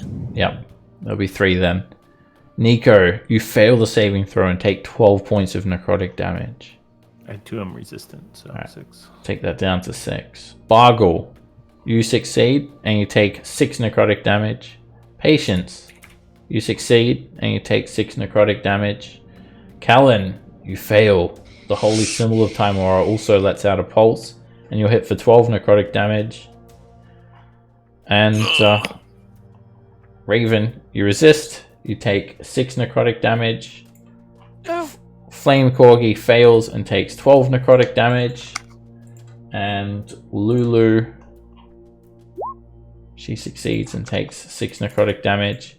And Patience, the explosion of necrotic energy cause you to drop concentration on your hex. Alright, yeah, this is just a Right. swirling That's what. swirling gauntlet of necrotic energy now in here. You don't want to go in there anymore. Yeah, probably not. I'm not sure is what I touched in there, but let's not go touching those things again anymore, shall we? There's something bad going on. Yeah. So is it? It looks like the same energy as the companion and from the hole, or is it kind of different? Make a either a religion check or an arcana check, your choice. Holy Similarly or bad idea arcane. then. We'll go holy. You don't know. I have no idea. It's just a pulse of necrotic power. Not sure Purple, what the so cause therefore is. it must be related. Could be. It is purple. It is a similar color to like the companion and the light from the companion. A mist. Alright, you guys move This place is around. creepy. This is why you burn your corpses, because this place is totally creepy. Yeah, there are a number of stoppered gourds lining the walls here, creating a very narrow pathway in which you can move. As you move up, you see these large stone daises, and there are shelves above them, creating displays of dusty humanoid bones rising from floor to ceiling.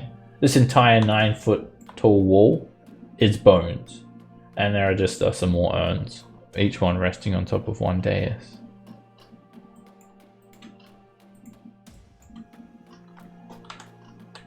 There's a voice. Voices. You can hear a chanting coming up ahead. From the north or east? From the north. It's a very subtle though. You'd have to make a perception check to try and understand what it's saying. Where's the Londor? You should go. Londor should go. Oh, Alan is here. Alright. Allender, go scout. Alan comes in and tells you all that he had to pass himself off as a demon slayer to get in, just like you guys. Yeah, but That's young easy. Gideon. Alright, we're actually just about to take a break, but Bargle and Raven, you guys work out this chanting. It sounds like about 5 people. They're speaking in common. They're saying, "Death comes soon enough. Death comes soon enough. Death comes soon enough." Over and over and over again. It does. Around the corner here. Oh, they're calling for us. Yep. And Alrighty. we'll take a break Right. now. I'll see you guys back in 10 minutes.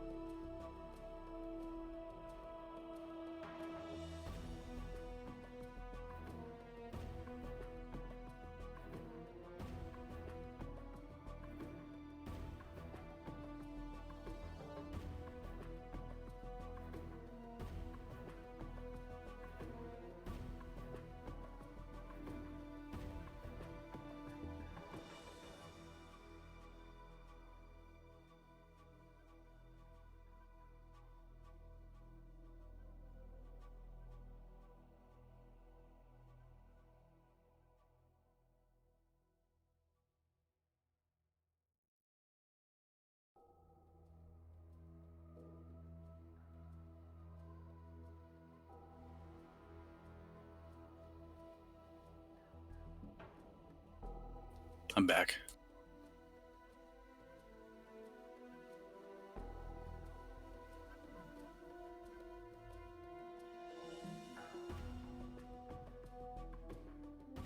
Welcome back.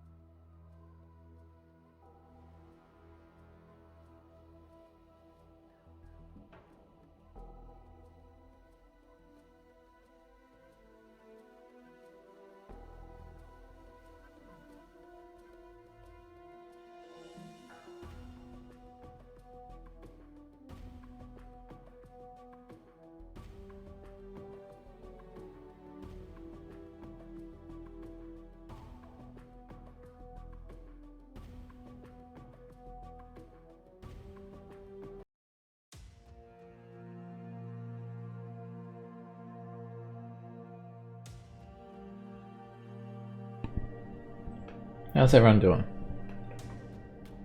Good. Good. Okay, so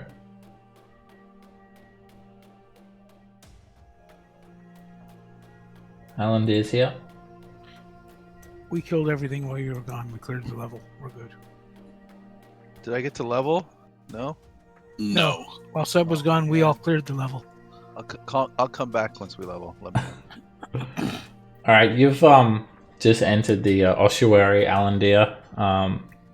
It was a small building, just quite near to where you were just before, and you've entered down here trying to still follow the lead of Duke Older Ravengard, having to deceive your way through this corrupted priest of Lathander. You've met up with everyone else. So as you arrive here, the ceiling is in the tunnels. It's curved and about 9 feet high. The ceiling here is actually flat and 10 feet high. Everything smells of ancient grave dirt, skeletons and bones, as this is a place for mass burial. You can hear this chanting, this timed chanting, several voices coming from around this corner to the right. It repeats that same phrase, death comes soon enough, death comes soon enough, death comes soon enough.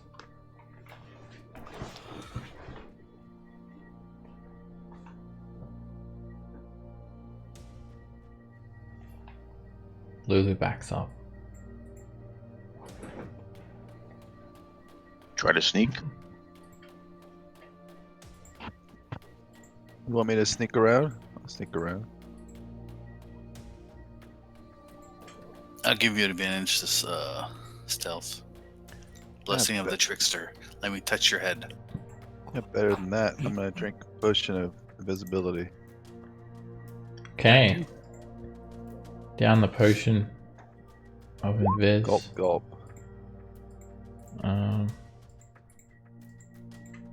Where is that? It was on my sheet. I just deleted it.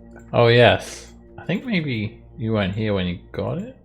I think No, I had it. Okay. I had it on my sheet. Okay. I'm just trying to find that handout. So I can take that away.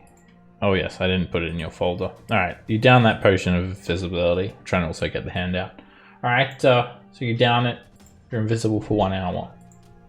Anything you're wearing or carrying is also invisible. I jump into his arms. It allows you to, you're effectively heavily obscured for the purposes of hiding. And Callan also gives you Blessing of the Trickster. That gives you advantage on stealth checks. Alright, Alandor basically vanishes from all of your senses. Unless you have a passive perception of 22 or higher. I do not. Which way am I going, by the way? Chanting is That coming way. from here. Okay.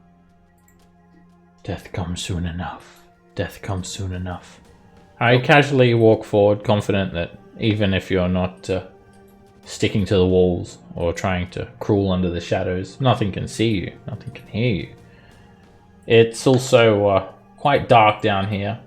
You take a careful look around and you see an area set with cushions and low stools of brown oak. There is an empty dais set against the south wall, and the wall, it's covered with this beautiful mosaic. You can't see the different colors, but you're seeing various shades of black and white. They seem to be made from chips of bone, and they're artfully arranged to depict scenes of funerals. It looks like a depiction of the migration of souls upwards towards the celestial realms. However, it's been twisted and turned upside down, so instead, the souls are being dragged down into the hellish landscape of Avernus. And there is some lettering along the bottom of the mosaic. It reads, "Contemplate life. Death comes soon enough." And sitting around this empty dais, chanting only the final phrase of that phrase, death comes soon enough, are 6 robed figures. They're sitting on the cushion. They're kind of knelt forward. Their cowls obscure most of their facial features. They seem to have their hands clutched together. And they keep on chanting, "Death comes soon enough. Death comes soon enough." They're completely unaware of your presence. I'll go this way. Alright, you walk on by them and you see a set of stone steps descending down to a 15-foot long landing and continue down even more. Go down that way. Alright, it's a To the dead door. end, but there is a turn off to your right. And I'll just come back to you in a second, Alan, dear. Alright.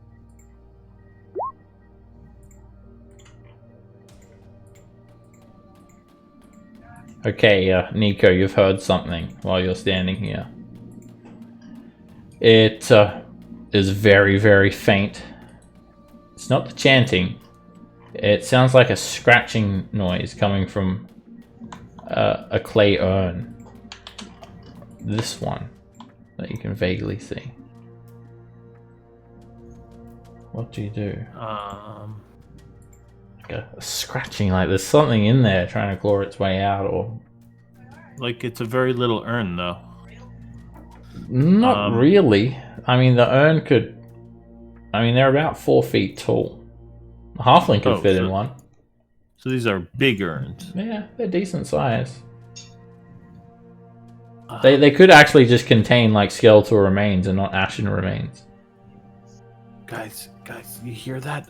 I hear something. It's like it's a scratching sounds up there in that urn up there.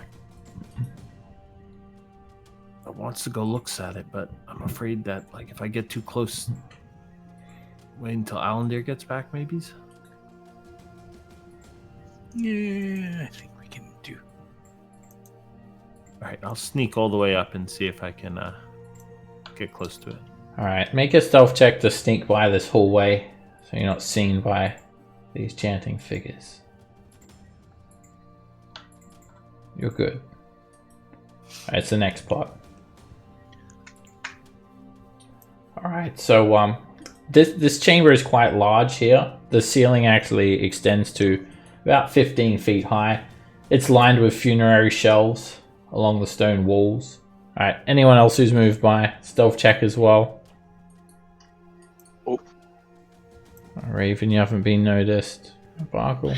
Alright, you guys are very quiet. Hey guys, be quiet. Let me know when I need to make a stealth check. Are you at disadvantage, Cullen? I dropped my shield right at that entrance. Clang, clang, clang, clang.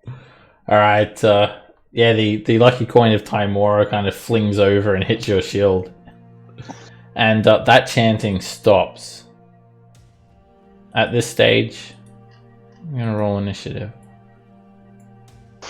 You want to move back to the entrance of the... Wait, they're not good guys. Maybe The we start hallway. chanting, they'll start chanting. Alright, as that happens, they've stood up. And they pretty much get into your line of sight, and that's when we roll initiative. So you look over Bargle, and I'll just move more of them up. One of them starts moving towards you, and he smiles, and he's saying to you, "Death comes soon enough. Death comes soon enough." And he's brandishing a battle axe. He wields in both hands. And he starts running at you. And if that's not enough to incite initiative, I don't know what is. Alan, dear, you would have heard that the chanting has stopped, so you know something's up. You're not surprised. You can hear them starting to move and whatnot as well down there, so you're up first. Actually, I'll do. Can I hear anything behind this door? If you want to take the search action, you can. It does take your whole action though, or you can rely on your passive perception. I'll listen for the. I mean, not metagaming. I haven't heard any fighting, so I'm just assuming they stopped chanting for a reason. Oh, you can hear So- them moving, like moving away from you. All right, what you do hear something with your passive though, Alan? Yeah, like just ambient sound. It's some voice coming from beyond here. It's like someone yelling in a couple of different languages. You can't really make it out. It's very vague. Common, Elvish, or Infernal. None of those. It could be. It's just like the sound is being drowned out. Okay. If someone's yelling, it's your. That's just what you hear with your passive perception. It didn't take Can I any. try active? Yeah, you can use your action Difference? and make a perception check. Well, yeah, you could roll higher than a 16. All right. You put your ear up to the door and you have a good listen. There's like some sort of like pulsing sound, like an incredible amount of energy, Lightsaber. and that could be a lightsaber. That voice cuts through that pulsating sound. It sounds like a holy language. Shasa, hello, stop. And then it just immediately turns demonic. And it keeps on alternating between celestial and abyssal. And then someone like also sounds like a struggle. Okay.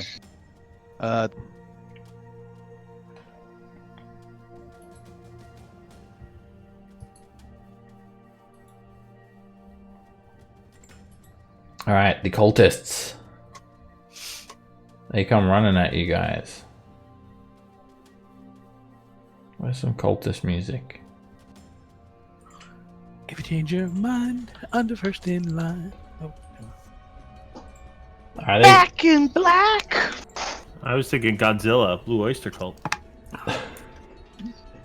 Dirty deeds done dirt cheap. They start cackling. This one runs at you, Bargle, and he just says that same thing over and over again. Death comes soon enough! And he swings his battle axe at you. And... oh, I have to fix something up quickly. Is it syphilis? Could be. There we go. It's always syphilis. And it's a miss. Another cultist runs up the stairs. And he just comes around the corner. He sees Patience and Zygon standing there. And he runs at you, Patience, swinging with his battle axe. And he misses. Callan.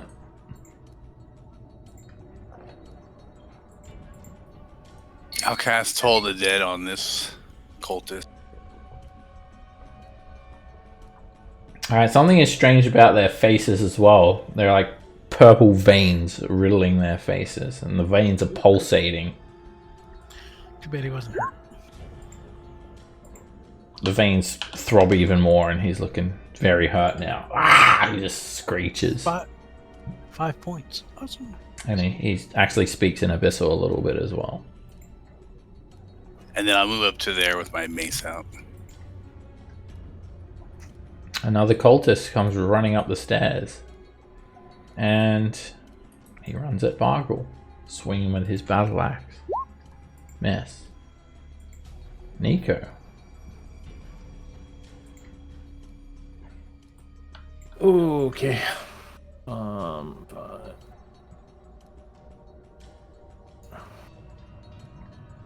wait, that's a bad guy. I thought that was a Bargle right there. This Bargle. This dude up, yeah. This bad guy. Okay. How's he chew his food? Can I get our friend in neighborhood fireball? Fireball. Okay. What? If you were using the shield, it would be DC 21. That's what the shield says. You want to add +6 onto that DC. All right, let's grab that template. You're gonna get us all. I love There how we you go. always drag it off onto the party 100% of the time.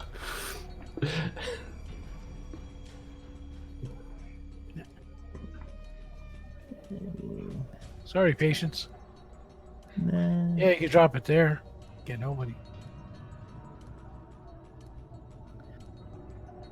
You could move it up one. I can't move it to anybody. Yeah, you're gonna end up. It's either. Yeah, all of us or nobody. Yeah, moving up one would probably be the best move. Actually, no. Yeah. If I was Yeah, casting it, I'd move it up one. That's all I'm saying. Put it there is good because patience resistant to fire. That's what I'm going with. Then I'll heal her. It'll be nice. Alright. It's my first fireball. I haven't quite got all the 100% semantics out. There you go. Maybe there's somebody in the hallway to get to. Alright, there's just a massive explosion. It rips through each and every I cultist. think that goes to. Let me double check that.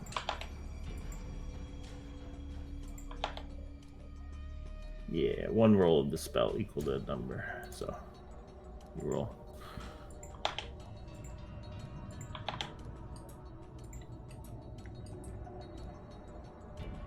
Alright, is that extra damage it does? It Alright, does, it's yeah. either damage or healing, depending on what you're doing. I see. Yep. Fire damage or healing. Alright, okay, patient. You make the saving throw, and you take 7 points of fire damage. Right. These cultists are all incinerated, bar one. The ground is scorched, and you also kind of break. You break a few of these urns, Nico. They just explode, and grave dust fills the air. Returns back to the world. Okay. And then I'll have Puppy spit at that one that I missed this dude here. Go, Puppy power. Oh my goodness. Can't do it. There we go. That's a hit. And that flame seed just knocks the cultist back, and his smoldering corpse joins the rest of them. They're all dead.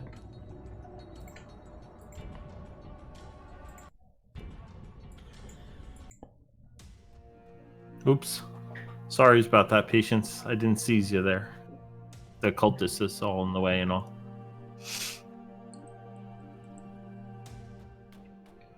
It grows back. So your hair's like intestines. Just grows. I'd watch out for the graves dusts, and I'd also like to see what's in this pots that we came here for. Alright, so the clay urns, they just have like a wax seal stopper with some cloth over the top and some string as well. You want Like to, when I come up, I still like hear it. Right,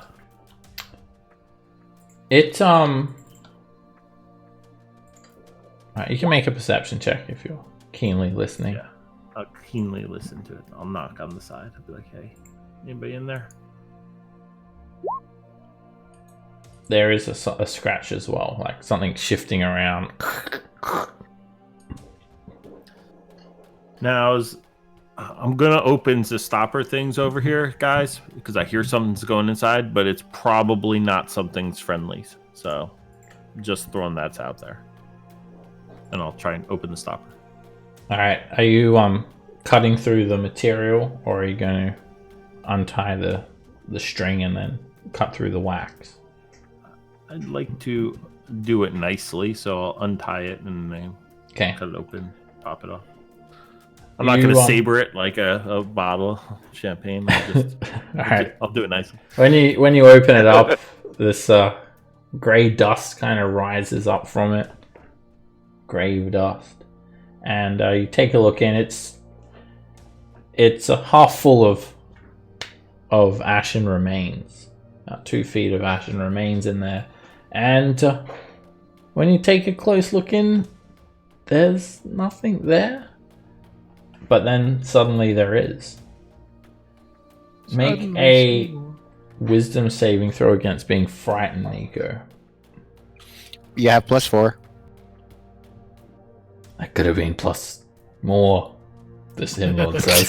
13. All right, there's something scary in there, Nico.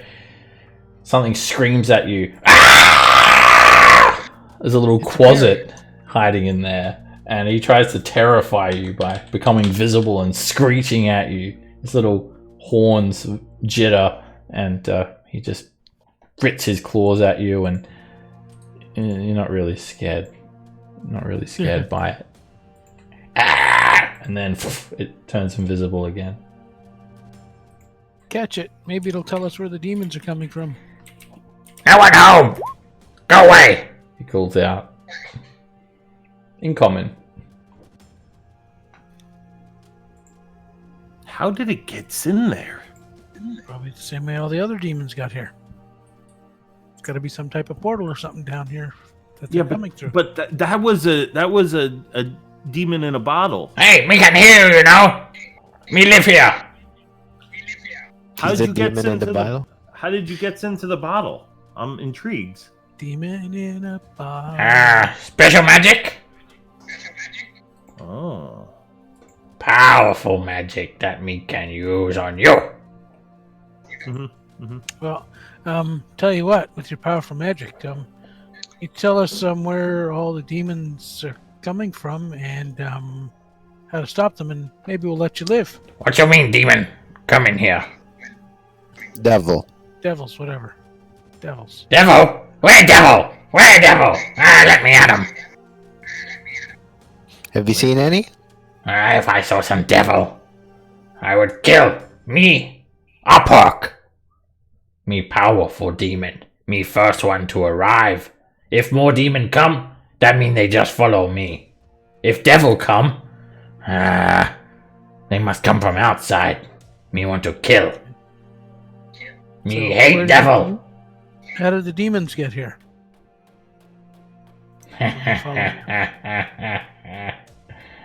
Me no tell you.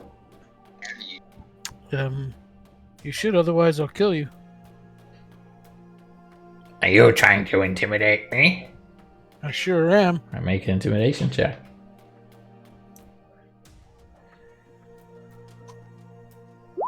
Thought I hit it. The grave dirt becomes grave mud. The closet pees himself. Hey. You don't want to kill me. Me has good information. Well, yeah, I do, but if the information is good enough, I won't. Okay. But you no tell anyone I tell you, okay? Mum's the word. I'm great at keeping secrets, aren't I, guys? Yeah, you totally are. Oh, you're the best. The You- best. It's like any secrets kept. You've totally done it. One time at band camp, Saigon and Nico. Oh, never mind. Okay, listen. Go keep. Whoa. Showed the Mace of Disruption up my. Demon portal. Demon portal. Yes. Portal. It open. Where? Down the stairs. The portal open. Me going first. Yes. More demon follow me. They follow and follow and follow. But me like this place. Me stay here. Me new home. How do we close the portal? Do you know? Me no know. If you're the only one here and we close it, there's no more of them to take this place away from you. Me no know how to close. It just open. Lord Baphomet, he open. I'm gonna insight that. Nope. What's- Yep. He's telling the truth. What's the Baphomet? What? Not a Baphomet. He is God. I think it's the Yes, thing yes, that yes, holds yes. the toys on the side of the He tub. big horny man. What? It's the thing that holds the kids' toys on the tub, the bath net thing. He big. He have cow face and big horn and big axe. Red eyes. Horn is made from metal. Fur It's is like I black. wandered it. It's like I wandered into adultfanfiction.net accidentally. Mouth always have blood in it. He has big crown Well, he should brush his teeth then. He's crown made from your head! All right. Well, Does this sound like someone that we knew from our research? Is it like one of the heads of the levels or something? head demon. Big spear. It's not a devil. No. He's a demon, this guy. You could make a religion check. We didn't do some demon looking. Yeah, maybe. Let me see. I've heard some things before. Flame Corgi apparently rolls that because that's where I clicked it to. But I clicked it from my sheet, so it should be okay. Alright, okay. That's probably where all these skeletal minotaurs are coming from. Patience. Baphomet thing. Yes, he is the Horned King, the Prince of Beasts. He rules over minotaurs and other savage creatures. He's a demon lord that comes from the abyss. And if he had his way, civilization would crumble, and all races would embrace their base animal savagery. And as that is happening, the Quasit's trying to hump your leg, Nico. I mean, he seems like an alright guy, but just nuts for us. Maybe he wants a shield. Well, me no care what you do. Me go through, me do me job. Me see all of the city. Me tell Minotaur, you go this house. You go there. And Minotaur do it. Oh, so how do you know where they're supposed to go? Just kill devil. And that's what we do. We take the city. We know like devil woman. Works for me.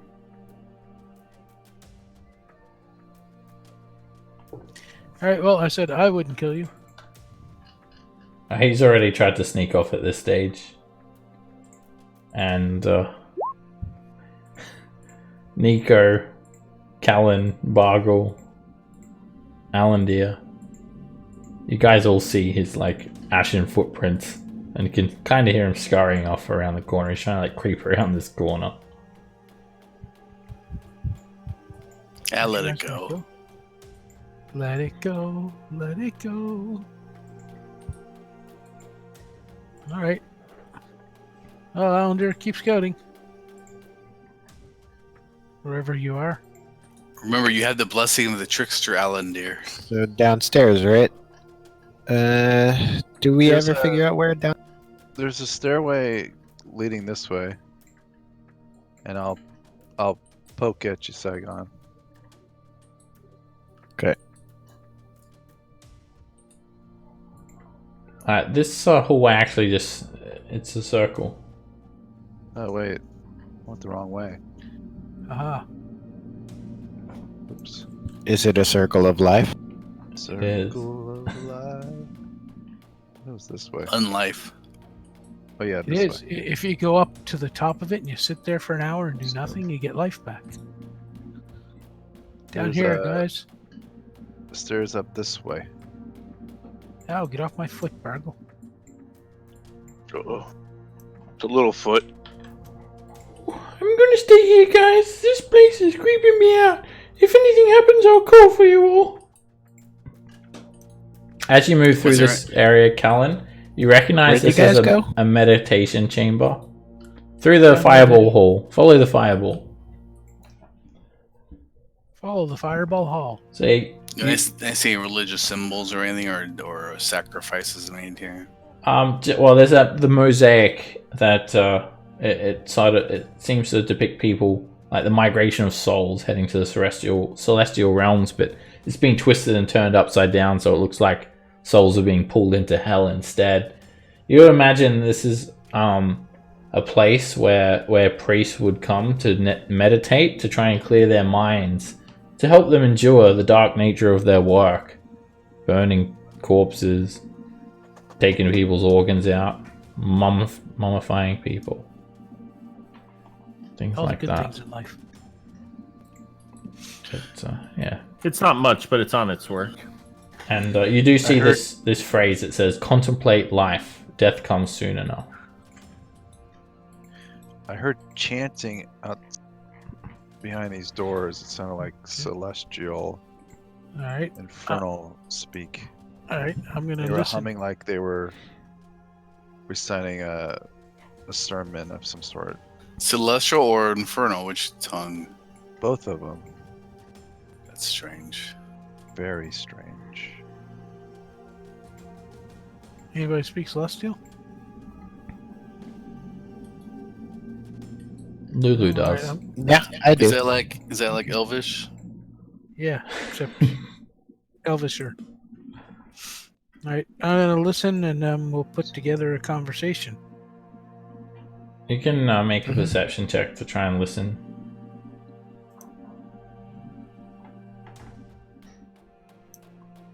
You can't make out any distinct words. Only a couple of you can really fit at the door at the same time, so you're kind of taking turns listening, and this chanting is still going on. It's indistinct. You can't make out a single word. All right, guys, time to go in. All right. Once everybody's like in position, I'm just gonna open the door. Sounds good. Whoa. Hello there. Alright, as you guys move through this hallway, The hell is that? Like a cone head from the 80s? it's a meditation pool here. It's set They're all off. meditating. It's set off from a small balcony, a broad landing edged by a low wrought iron railing. The water level is like 4 feet below you, so you're kind of overlooking this scene.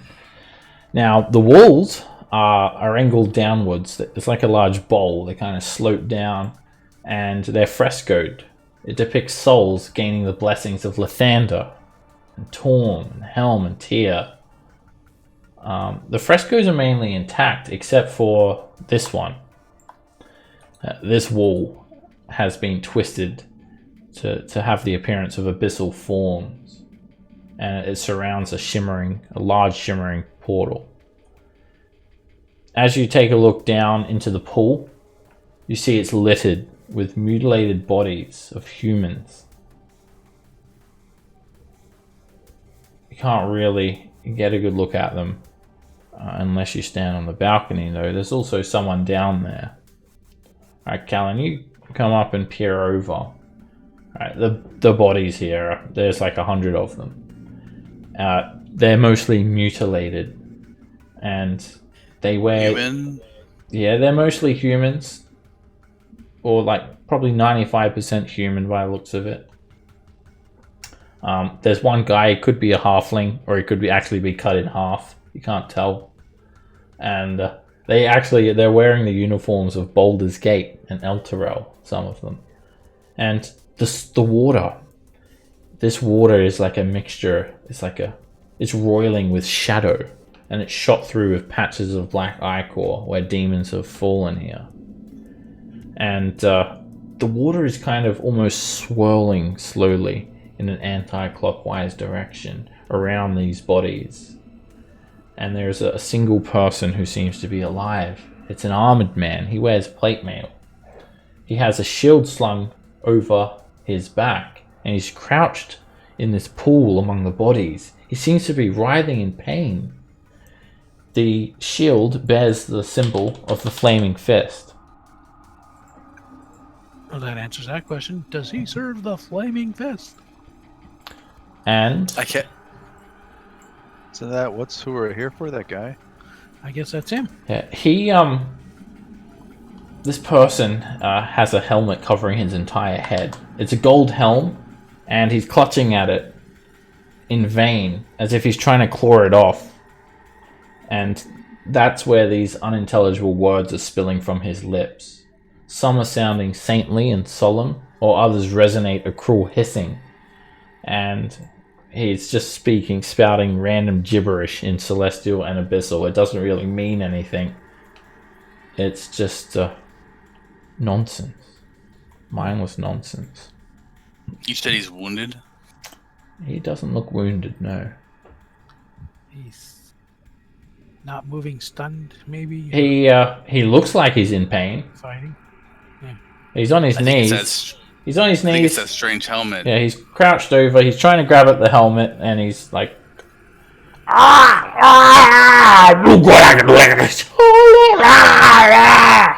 some sort of possession.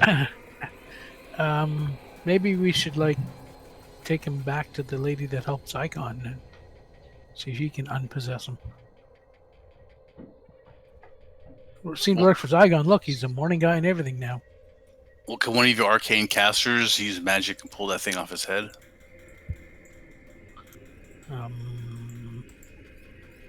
I don't think Mage Hand will do anything. I'm just going to go ahead and Divine Sense real quick. Oh, this place is like, it almost makes you collapse. It's that heavily desecrated. That portal is just the embodiment of evil. This place is foul and corrupt. And the helm also emits a bit of corruption.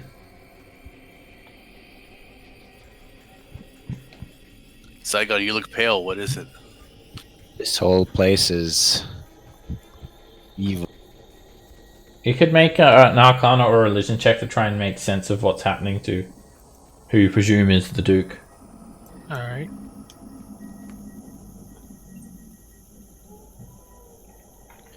Yeah, he's screwed.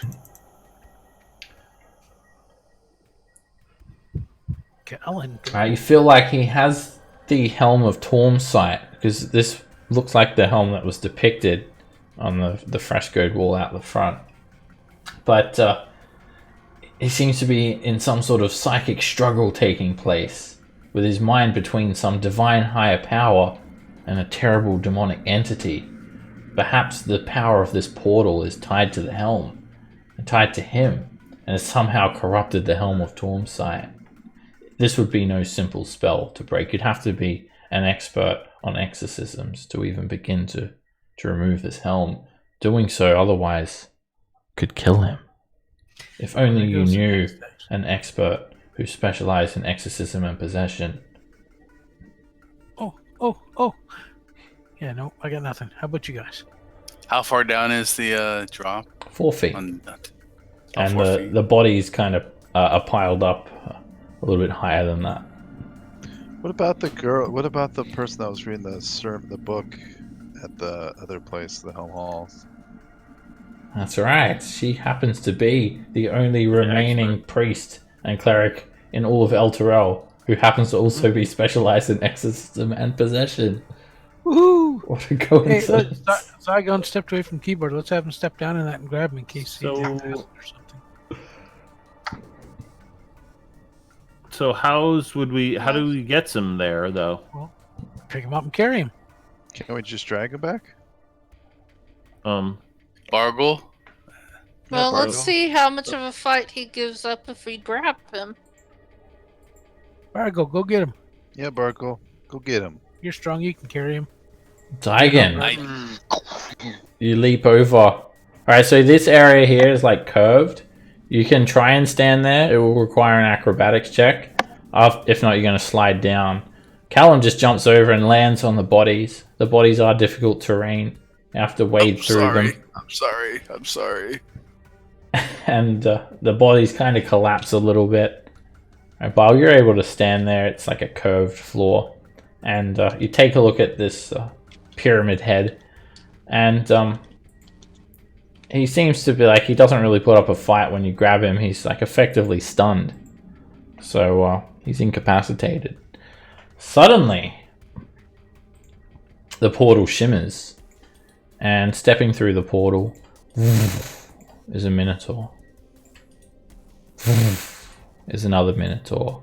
And in Look like between them, Minotaurs. They're big. a demonic cambion of Baphomet. She smiles at you all. Her Does he have evil horns too? wings. Yeah, she has horns. That's what she looks like. Yike. She's got nasty. like bat wings. She wears heavy armor, scale mail. She's got like a long, vicious tail, cloven hooves, and her arms are wreathed in flame. She just points to you all and just screams, nonsensically.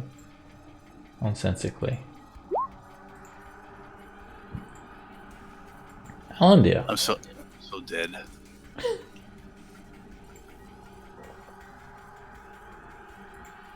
They seem to like step up as well, and definitely the Minotaur's attention is directed towards you, Callan. Kind of doesn't really seem to pay much attention to old Pyramid Head here. If I jump down this way, is it acrobatics or is it No, it's only a 4-foot jump. You can make it down so there like a easy. square? Okay. Just difficult terrain to move on them. Yeah. I'll go through him 10, 20. Unless you have the feat that allows you to walk through bodies and ignore difficult terrain. I do. It's called social distance. Alright, I'll attack this one so Callan doesn't get I don't hurt. think walking through bodies has anything to do with social distance. I think that's the opposite. I obviously have advantage since I'm still visible. Yep. He Okay. can't see you. Alright, cool. I think we should all dress Alright, up. as you steady yourself on the head of this fallen Baldur's Gate soldier, you just catch the Minotaur by surprise and just jam the rapier straight into its gut. And it just screeches out. Icor falls to the ground and kind of looks hurt. Then I will move back. I'll do, since I don't need to disengage, I'll just do regular. Dash. So that was 15, 20, 30, 40, 35, 40. I'll go there. Leaving Nico to bear the brunt. Patience. Okay, I'm going to do shatters centered on her.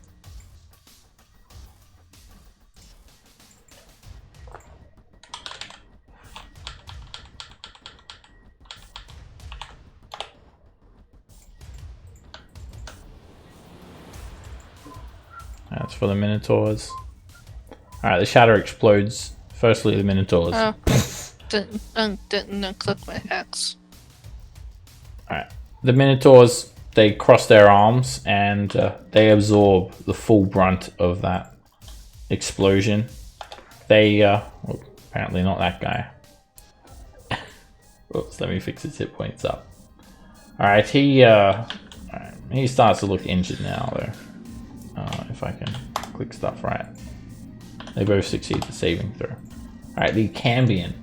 Now, she's quite heavily armored. You've fought one of these before, and they're pretty tough. She has a good resilience. And she also makes a saving throw. Damn it. She doesn't resist the thunder damage, though. She's kind of a little bit hurt from that.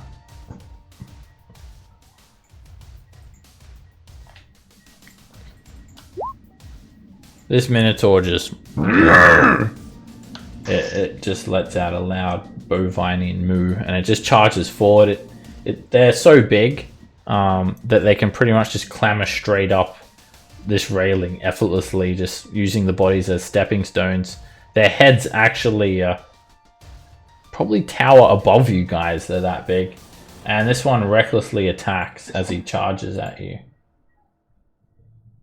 So I can actually, maybe he'll just go there. He's not gonna do his charge thing. He's just gonna great axe you.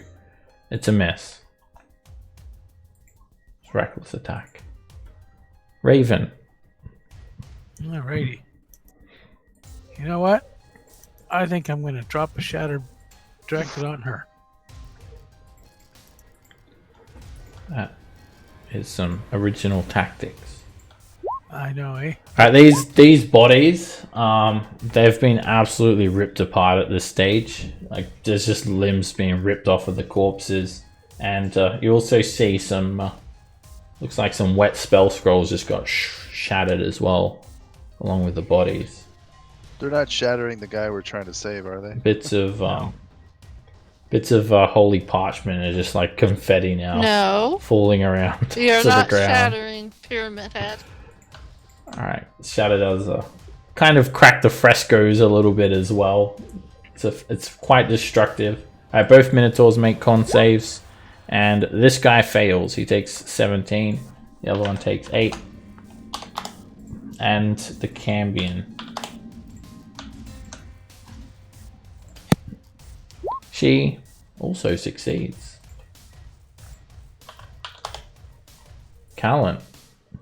Can I see all my allies in the down the hallway? You yeah, just not Raven. But yeah, you've still got line of sight over here. Like you're at about like their shin height. Might want to exclude guy on the floor too. Okay, I want to cast Spirit Guardians in this room, and all allies plus Pyramid Head. Keep them safe from. Okay. I'm not used to thinking of Pyramid Head as an ally. What? He's such a nice guy. What are you talking about? I'm back, by the way. Sorry. I'll come back. We killed you. Twice. Alright. Had to carry a bed up a couple of flights of stairs. That was fun. Alright, these golden coins just start swirling around and start just searing through all of these creatures. I'll make the saves at the start of their turn. Starting right now. Minotaur screeches. It resists the Spirit Guardians, and it's just going to recklessly attack you, Callan. Swings its great axe just like a madman. At advantage. 21. It's a hit. They hit hard as well. Hits you for 23 slashing damage. The axe almost cleaves you in two. Alright, the force of that knocks you back. You hit your head against the bottom of the balcony and the spell is knocked out as well. Doesn't he have a plus being by Zygon? Where is Zygon? You Yeah, do. I'm right here. You do Alright. get a +4. You succeed in that case, Callan, with your +4. Thanks, Zygon. It What? still hurt though. Sparkle. I'll step down and engage the Minotaur.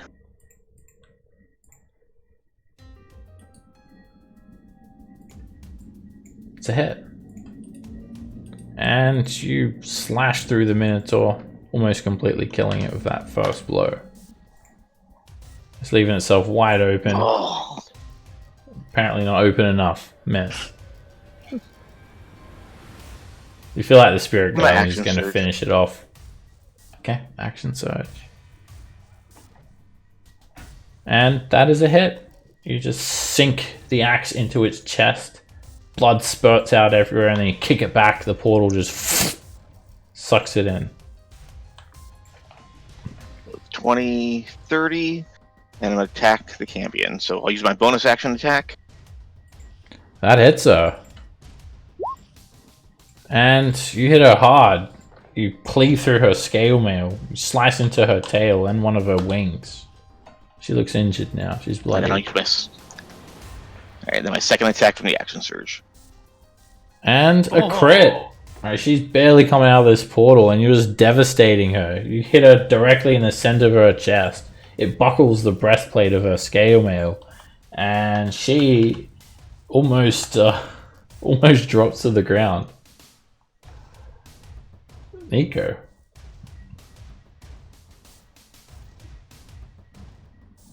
Okay. How tall's the ceiling here? It's quite high, 15 feet above the level that you're at, and it's all ornately frescoed. It's like the Sistine Chapel of demons. And how far is it down to the floor here? 4 foot, unless you're using a body for as a stepping stone, you may be 3 feet. Oh, I don't know why I'm dragging both of us.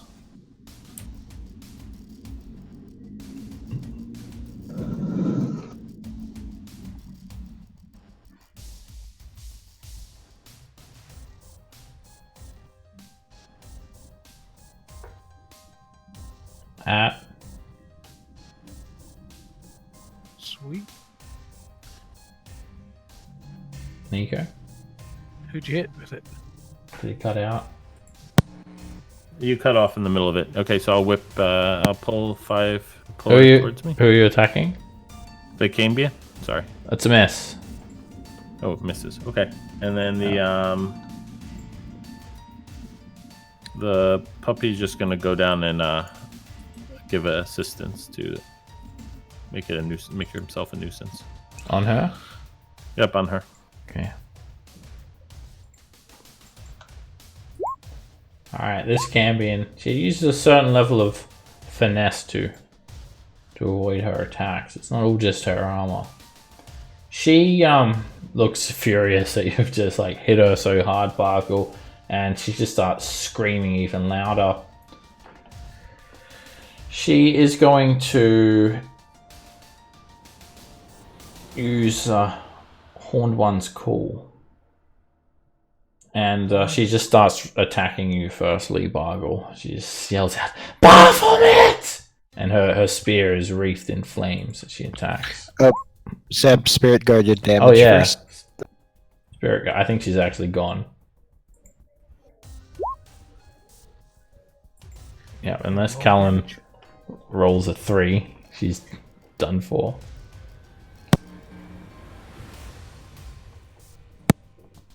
Callan. Oh, the Spirit Guardian? Yeah. Shoot her! Chew her up. She, as she's about to attack you, Bargle, she just explodes with radiant energy. The portal drags her remains back into the abyss. Yeah. Zygon. Alright. I'm gonna swing. 2 Warhammers, first attack. That is a hit. A narrow Second attack. And another hit. Oh, still up. Alright, just going up. Now I'll just stay here. I'll move like maybe up to here to prevent him from getting to Pyramid Head. Alright, you jump down into this sea of corpses. Alright, Raven. You hear something call out to you. Me gonna gut you now! And you hear the Quasset coming for you. Oh, gosh darn it. He's invisible, but Okay. he doesn't try to like sneak up. He does a bum rush. Right, Alandir, you're up. Remember when I said I'd kill you last? I lied. Look to here, then attack the Minotaur. That is a narrow miss. It hits his horns. Patience.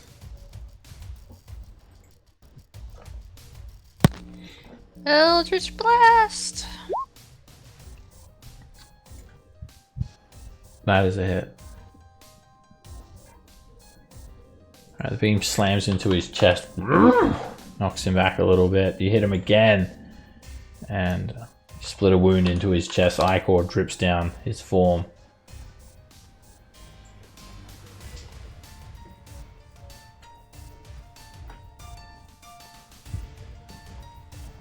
Alright, he chases you down, Patience. Clambering up the balcony.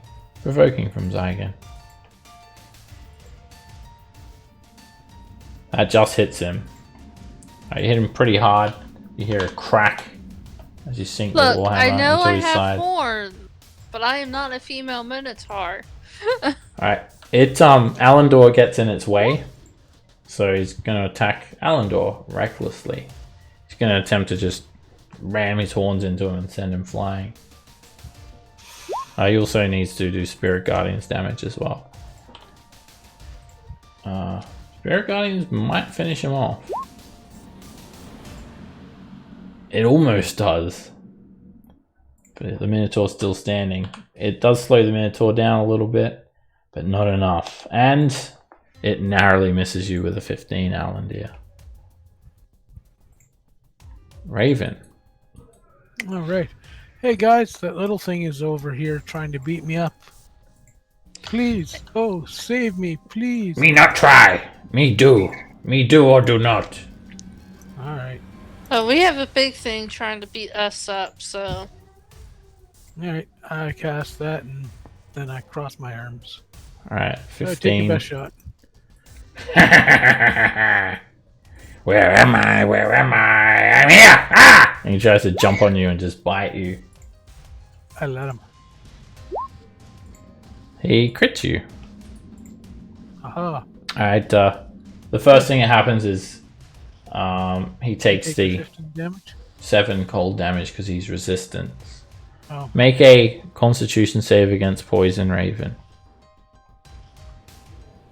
You become poisoned for 1 minute. You can repeat the saving throw at the end of each turn. And he bites you for 11 piercing and 9 poison damage. 19, No. sorry, 20 points of damage. So 5 after the armor. Yep. And he just explodes into ice from the armor of Agathis. It kills him instantly. Never mind. Callan. I'll strike it with my mace and concentrate on my spirit guardian. That's a hit. You hit it in the leg as hard as you can. And it almost kills the Minotaur. The Minotaur's pretty much collapsing.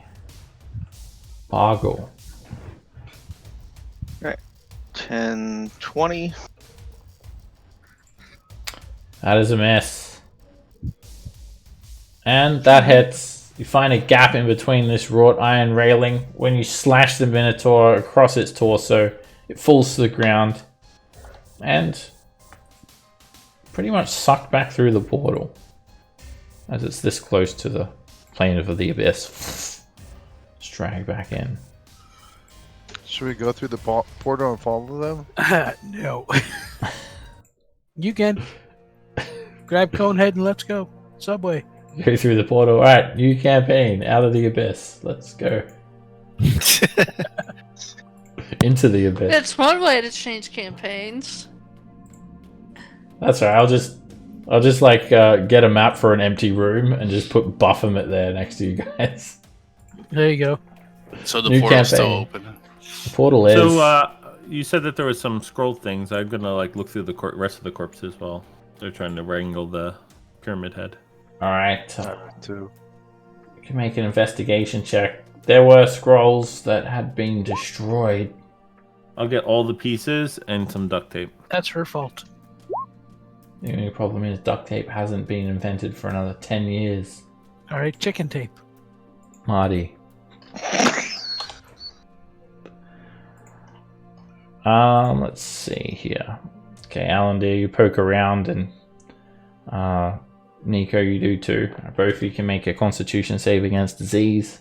Personally, You two are schoolish. Okay, Zygon can cure it. nothing like there's no effects from going through all these cadavers. Yeah, Alan, dear, you don't pull up anything. But Nico, roll me a 1d6. Did look like a couple of scrolls were destroyed. And you find 2 more. 2 divine scrolls. I'll give them a look-see. Make a religion check. To see if you know what they are.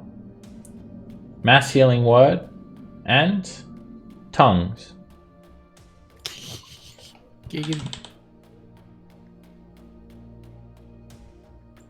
It's a scroll of each. Big circle of tongues on a machine that just keeps turning and turning. As some of you have like taken a look at this guy as well, you also see his plate mail bears the symbol of the flaming fist. It's emblazoned on the breastplate. I assume that's him, guys. Let's get him to Exorcist Lady. Yeah.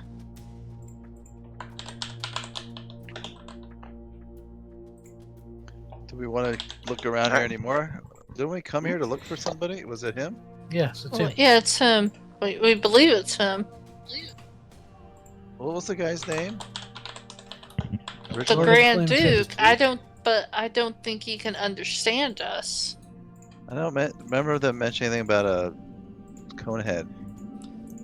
It's Well, not, he it's was a looking for a pyramid. helmet. He was looking worked for at a Subway. helmet, and I guess he found it. And Helm of Torm or something. Oh, yeah, that's what the helm the is. Tormsite helm is apparently very pyramidy in shape. Now, you would have thought they would have put that in in all the stories, that it's an absolute ridiculous helmet, but I don't think it was originally the shape. I think it's been corrupted. I think we should hold up a sword and say, "Thunder, thunder, thundercats!" in either cases, yeah, we probably should start bringing some homes. Mhm. I'm not so sure if what the peoples upstairs are going to think about this, but we'll see how it goes. Okay. Callan, do you want to put both of those on your sheet directly? So Sure. I can't cast them, so might as well take them. Yeah. Alright. We've got 4 cleric scrolls now. Augury, Mass Healing Word, Tongues, and Revivify. Not bad. Hey, Lulu, we beat them, and we have the Grand Mastery guy to the power of friendship. Oh my goodness! That is goodness! Yes, we're gonna take him to the exercise place so he can get some exercise. She lets out an excited trumpet and she starts spinning around like crazy. Oh boy, I can't wait! Where's everyone else? We They're have to coming. go together. That's the power of friendship. Yeah, don't accidentally kill Lulu with your spirit See- guardians. Was I excluded from the Spirit Guardians, or was I too far away? Or You'll have to go into You're it too- to find out. yeah, no, you stay over there. It's okay. I'll lead from 17 feet away. Alright, so the Duke is still possessed. I mean, he ain't moving himself. He's clawing at this helm. He keeps on blurting I'm gonna out move him. Celestial. He keeps on I blurting thought out. they were grabbing him. My shoulder. Alright, yeah, you're able to lift him, Boggle. He slows you down. He's a big boy. He's very heavy as well with all his If we armor. get some out, His we can magical put 'em on. longsword, you can see it glow inside its hilt on its sheath at his side. Shield and armor emblazoned with the emblem of the flaming fist. The armor is bloodied. Anybody have prestidigitation clean his armor for him? I could clean his armor. Yeah. I mean, I don't know if that's really 100% the priorities at the moment, but sure. I mean, you want to make him look good when he's getting his exercise in. That's right. I'll clean his armor. When we get He is in the Ica pool, so it's probably not very effective unless you can get him out. Oh, Oh, I thought. Okay. Bargo, move your character. Alright. Get him Oh, in, Boggles. please. I thought you were. Oh, I thought I said I was taking him. I was assuming we were gonna get. He was gonna grab us and move us to another screen. Yep. But yes, Bargle's dragging him along. Okay, now I will clean him since we finally got Bargle to move his ass. Bargo's like, what about me? Alright, I everyone, was confused. just hold on.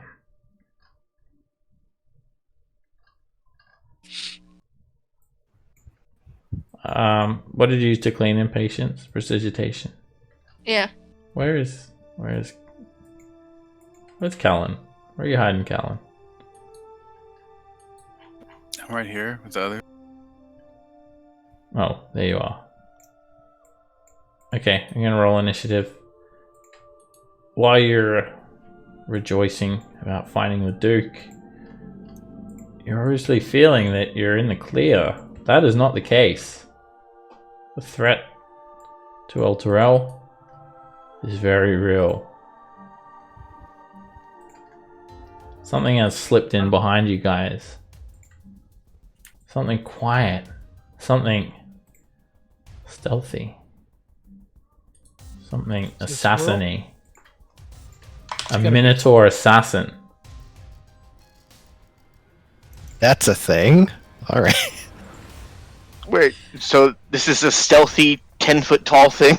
No. That is going to be my next character, Sab. This He's a is The mini- Minotaur assassin. no. He's about 5 feet tall. He's a Minotaur. A mini. That's right. Half Minotaur, half dwarf. All right. He attempts to surprise you guys. Just an assassin, and he's coming after the Duke. Sorry, I'm just messing around here. Okay. Let me roll him into initiative. So there's actually a secret door up here that he slipped through. He's come up behind you guys. This is for surprise. If you have a passive perception less than this, surprise, surprise, I'm not. surprise. All right, he slips through the secret door, coming in behind you guys. No one has a clue that he's here, and he just creeps up and attempts to slash Pyramid Head's neck. Tries to kill him. He has advantage. He hits. This is going to hurt. Alright, first the Duke has to make a Constitution saving throw. For the poison. Ooh, he's definitely constituting. Alright, the poison is not doubled, even though it's a critical hit. Because he's an assassin. And the Duke is surprised. Oh, actually, the Duke's not surprised, even in his stun-like state, so it's not a critical hit. Alright, he resists the poison, and he also takes the piercing damage, and the assassin does a sneak attack. He adds on a sneak attack, and so he doesn't quite cut through the Duke's neck. He gets the blade kind of jumbled up with the helm and whatnot, and he has a little bit of trouble. And then he does a second attack. Ow. And now it's a crit. Luckily, he's already used his sneak attack. The poison's not doubled, but he's doing a lot of damage to the Duke very quickly. And this one, the Duke fails against the poison.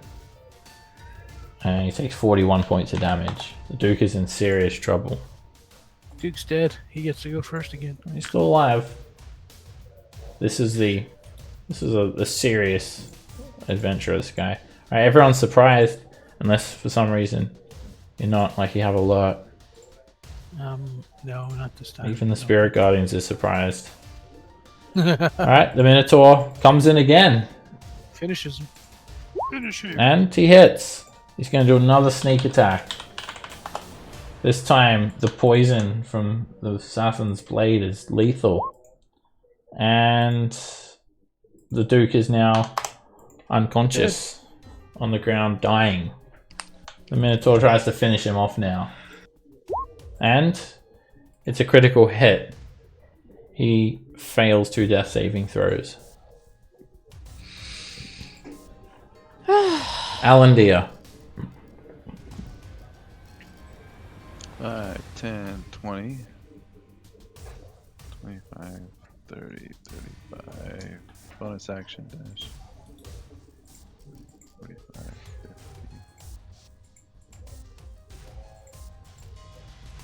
50. I'll let Callan do that. 55, and I'll attack. That hits the assassin. It just glances him. He's very agile. 16 damage. Move back to here. I think that's total 60. Argle. So you've just kind of stopped. You look around and you just see the Minotaur running the blade across the Duke's neck. Blood is just starting to roll down the stairs and forming a pool at his body. But why can't shove a good berry in his mouth? That helmet, drop the body, engage the assassin. He sort of grunts at you. Very much a Minotaur with all of his features. It's a crit.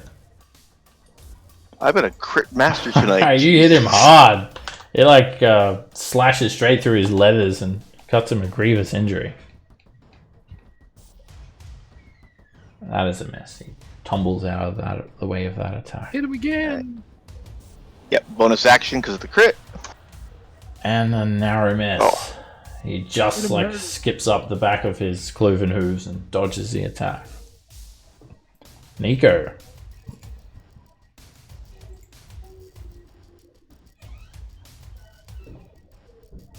Alright, I'm going to do one of these. Some puppy power on our fallen friend. Okay. The blood stops pouring out from the Duke. But his neck doesn't go back inside. And then I'll attempt to hit the Ray of Frost hits. The shard of ice sticks into his leg. And he starts kind of hopping about a little bit. So it slows his movement. Okay. I'll move up and over to that one. Okay. About this second. Callan. I'll move towards him with my hand pointing toward.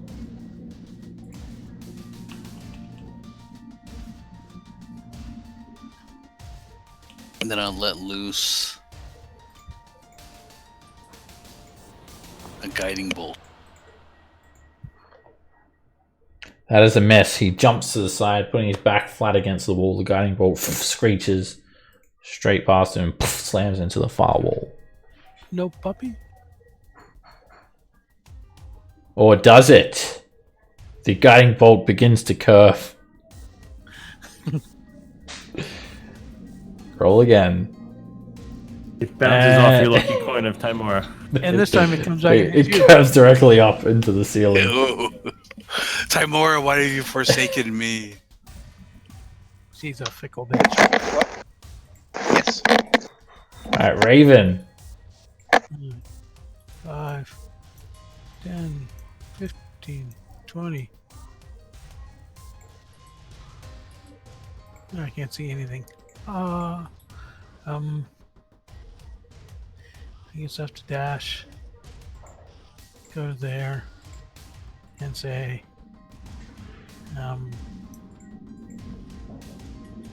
Say Yep. Actually, sorry. The dash was my action, so I said the bonus. You do. So then I am going to give Callan a little bit of loving. He can have a couple of dice. 6, better than nothing. I'll tell your patron I said thank you, Raven. Baphomet, he says thanks. Alright, patience. And Eldritch Blast. Someday I'm going to show you how to throw him back. It's a miss. No, I won't. No, I And won't. the spell just spazzes out. Good try.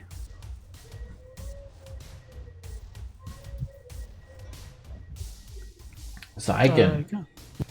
5, 10, 15, 20, 25, 30. Dashing, 35, 40. And that's it. And standing there looking imposing. You hear a voice in your head, Zygon. Gee, a wall of fire would be great around about now.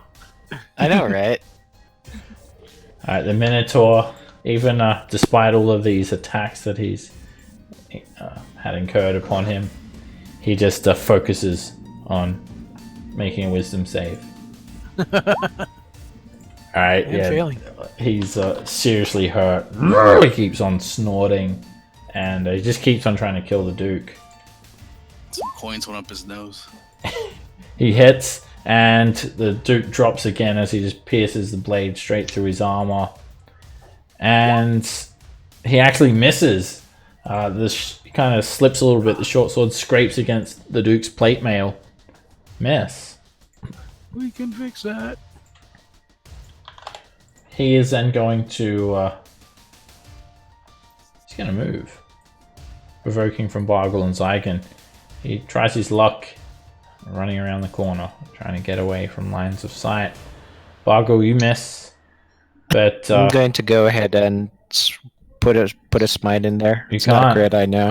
he's already dead. Oh. The booming blade just rips him apart and launches him through the air. No smitey for you. Okay. Yeah, his entire side is just shredded apart by the thunderous energy as it cuts through his leathers, and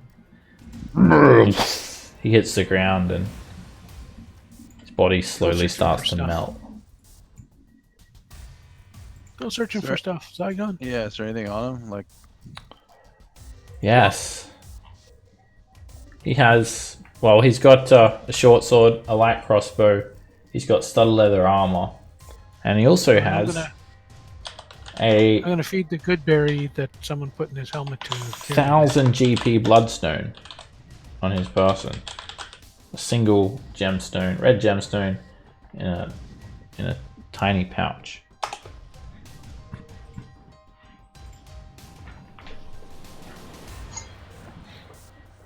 That 17 was for Pyramid Head.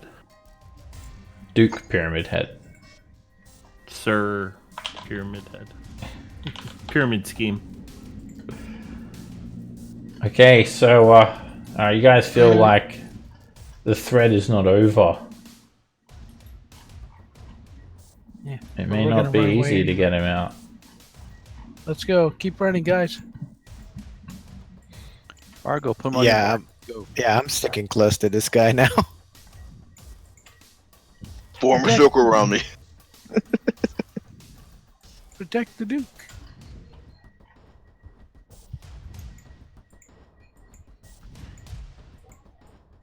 So let's not go back in through the purple haze room.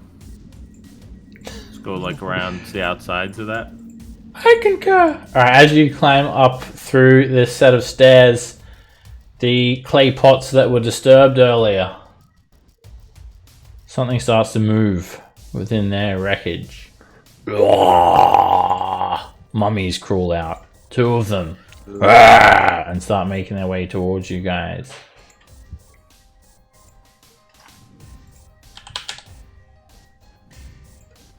You can move I tell up. them to You look guys for can their move up a daddies. bit if you want to. You can move closer.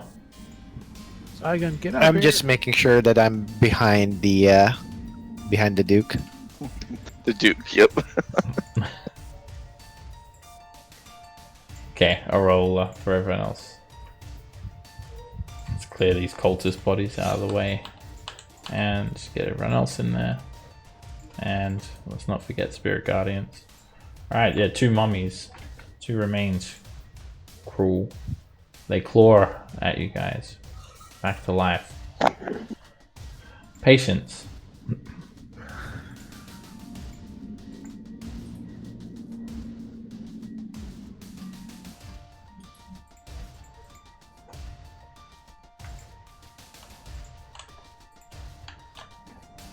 Are you there, Patience?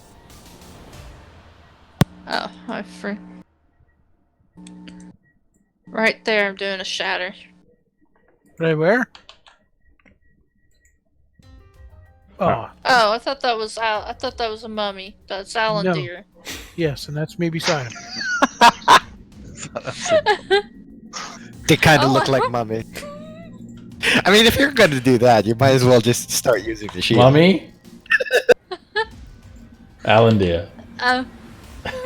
Mommy? Look, everything. For some reason tonight, everything on my screen is just blurring together. It might be my headache. Uh-oh, she got it. Okay. You can Let's see. you should be able to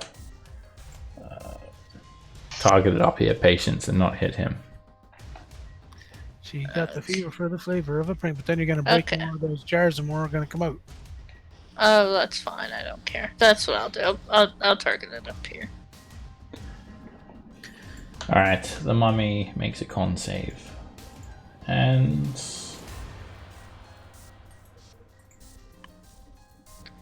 I was hoping to get both, but it oh well. fails. And grave dirt and wrappings dried flesh explode out from the mummy. It's made of toilet paper. Light it on fire. Or No, hoard it. that shit's too precious Should nowadays. probably just like That light on paper fire. Hoard it, take it knock away. the mummy out and take it back to the high hall for the people, the people in this crisis. We looted toilet Unwrap paper. them and use them as All hail your toilet paper. saviors. Just chain to the wall and slowly unwrap him as you need him. That's right. Callan. Okay, I'll step forward.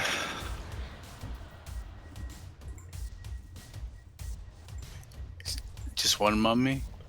2. North and south. Usually only have one mommy. You could have 2 mommies.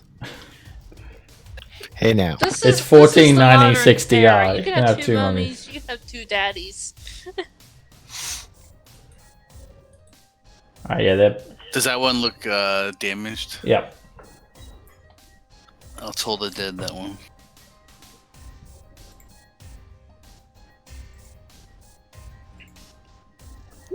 It has no effect. The necrotic damage does not affect the mummy at all. Oh, it's one of those type of undead. Alright, Lulu sees the importance of this situation. I'm coming in! And she's going to do her sparkle breath directly in this mummy's face.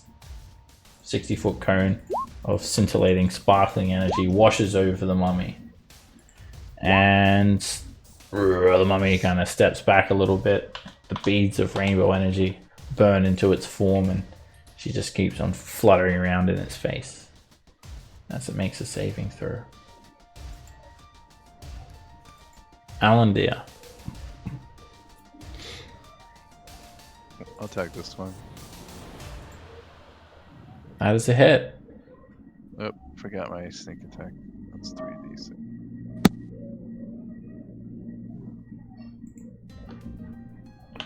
Alright, 27 damage. It's quite a lot of damage for this mummy. Heap of wrappings. More flesh is ripped out of it. It's looking damaged.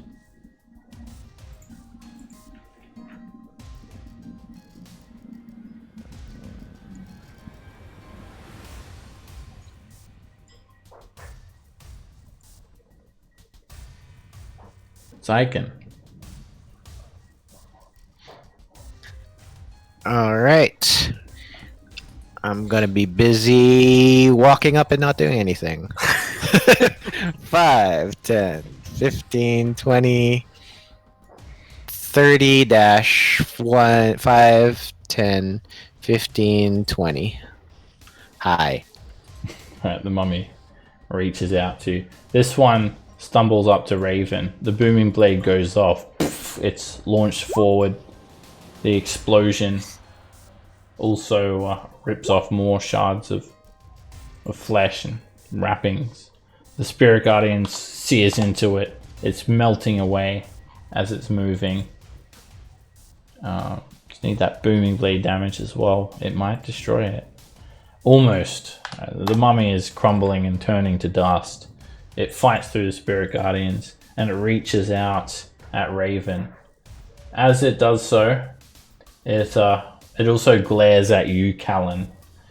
You need to make a wisdom saving throw. Its eyes pierce yours. You start to feel yourself freeze up. You look away, resisting that notion. And then with one of its blackened undead hands, it tries to grab you, Raven. And it places a rotten hand on your shoulder. Make a constitution save against curse. Against what? A curse. Alright, you resist the 17. curse. Con. And you'll hit for 16 points of damage. 11 bludgeoning and 5 necrotic. Or are you resistant to necrotic? No, I'm not. Okay. I don't have one of the cool gods like them. Alright, this mummy's making a wisdom save. And it succeeds against the spirit guardians.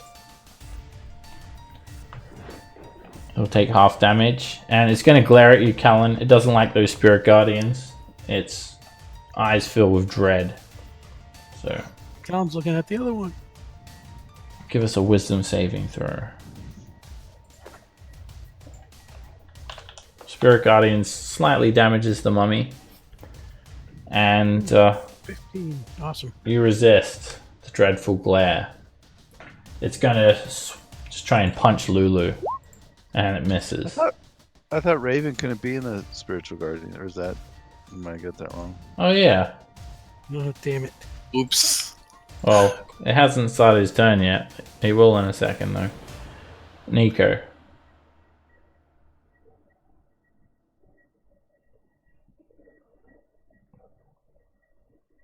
The same for Lulu. Lulu says.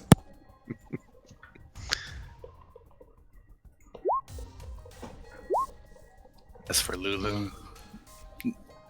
Lulu's not too badly hurt by the radiant. Drop But I'll, those guardians. Step up there, Right, and dates in then it. I'll try and hit the mummy. That's a hit. To hit Callan. Get some of that. You can get some puppy power. Alright, the firebolt is very effective. Alright, 22 damage. It's vulnerable. The mummy is almost completely burnt away. Okay, and then we'll come. Wait, 5. He doesn't have enough. Only goes 40. Okay, Callan, you can drop over it here. as a free action. Right, and then he'll try and hit that same. He'll try and hit the bottom mummy. Okay. That's 3/4 cover. Half cover from there. I don't know what's going on with my mouse. There we go. Alright, that is a direct hit. The flame seed slams into the mummy's chest, and the mummy crumbles to dust as it also burns to the ground.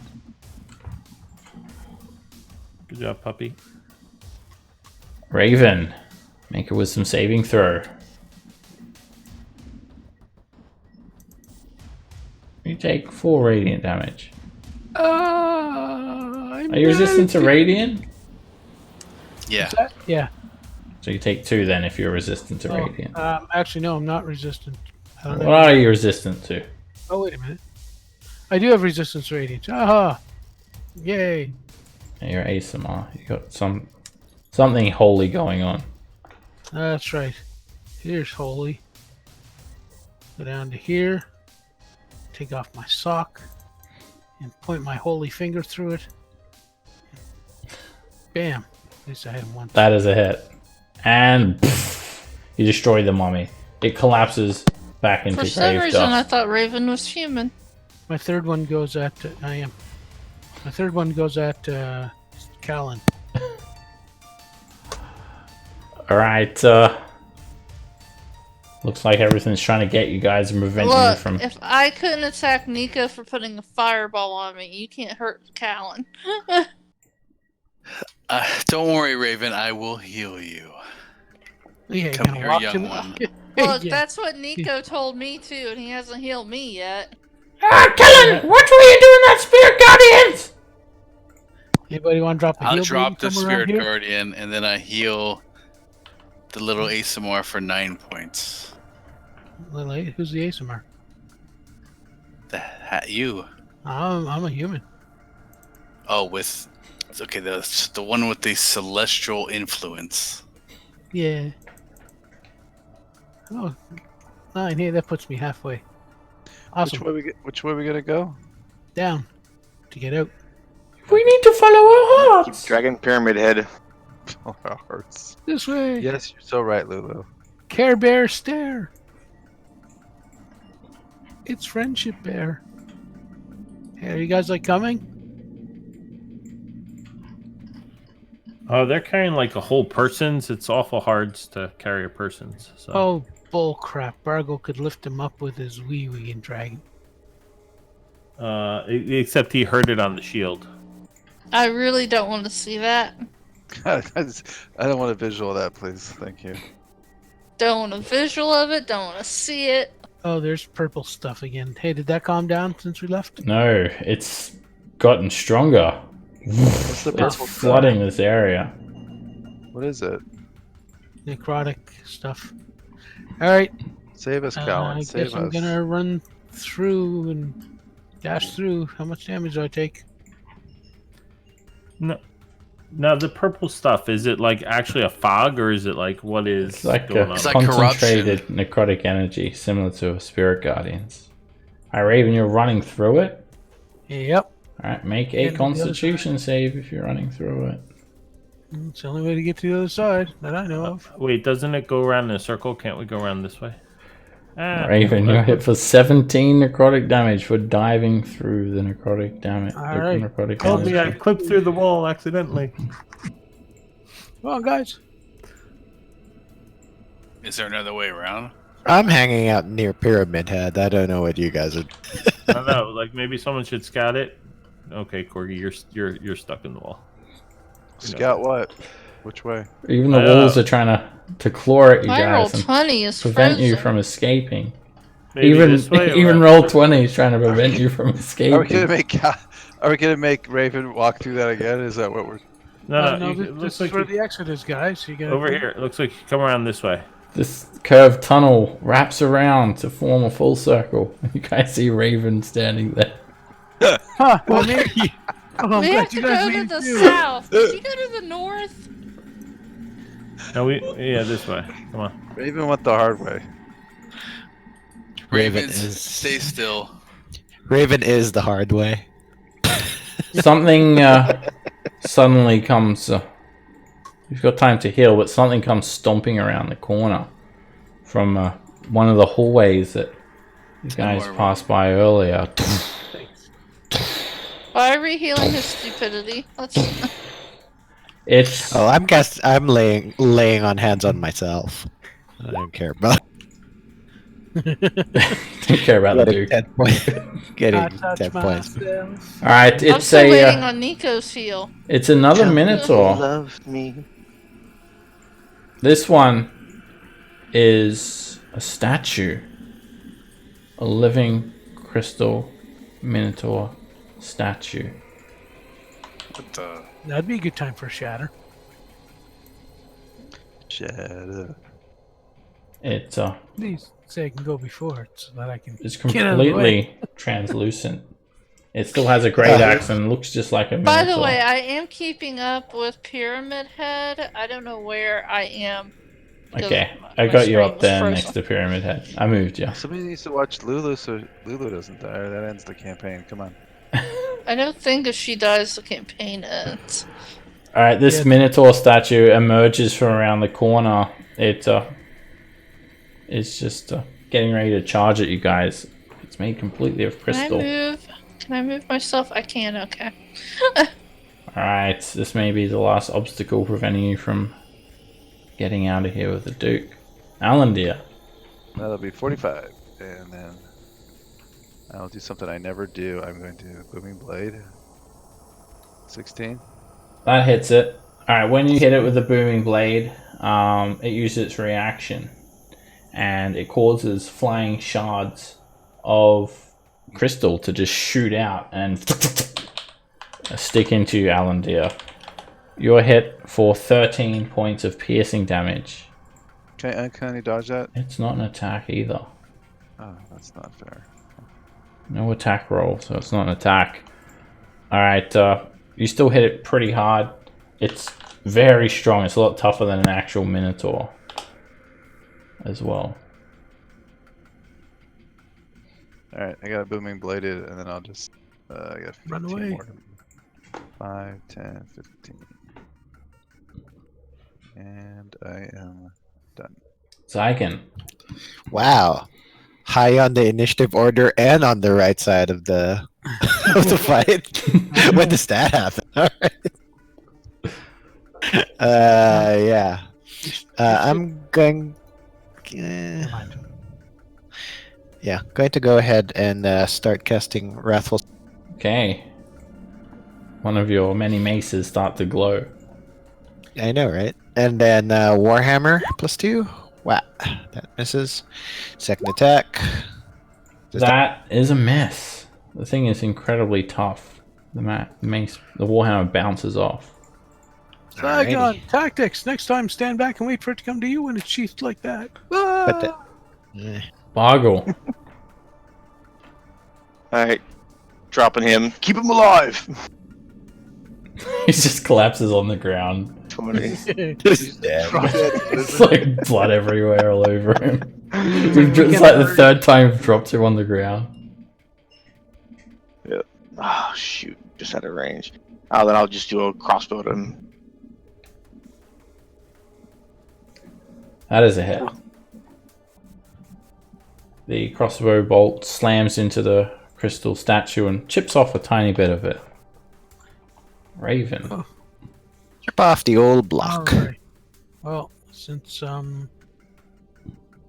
let's see here. Yeah, I guess I am going to. I was going to bring it to Bargle, but I guess nobody's good at tactics, so I'll thorn whip it and bring it to him.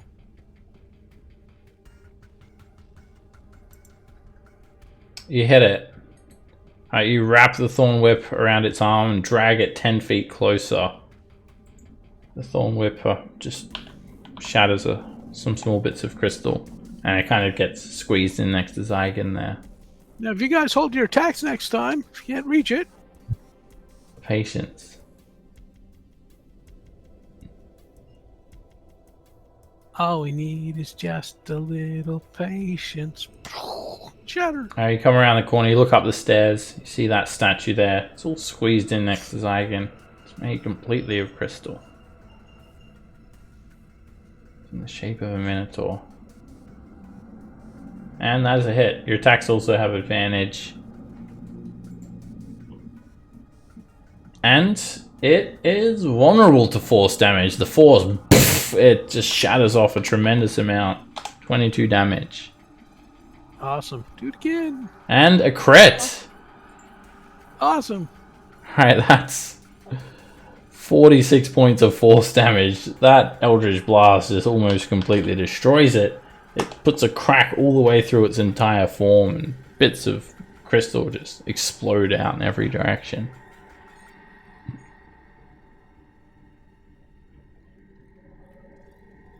Awesome sauce. Callan.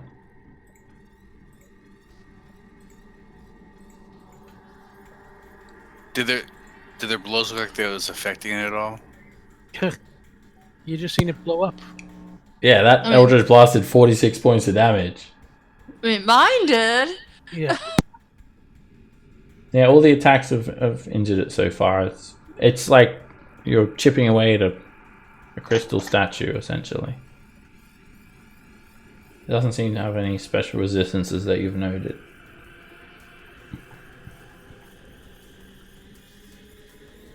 Alright, I'll cast Guiding Bolt on it. You have advantage. It's a crit. Awesome sauce. That Guiding Bolt does 32 radiant damage, and that is just enough to completely destroy the statue before it's even attacked. Bits of crystal shatter out all over the ground, roll down the stairs into small baubles, and I don't know why Zygon was so scared. it is no more. That's how you do it. This Bless is how Timora. we do it. All right. Now we make a run for the exit. And we'll probably end up fighting, Dreadlocks guy. No, But whatever. I think we can. Alright, you talk to guys him.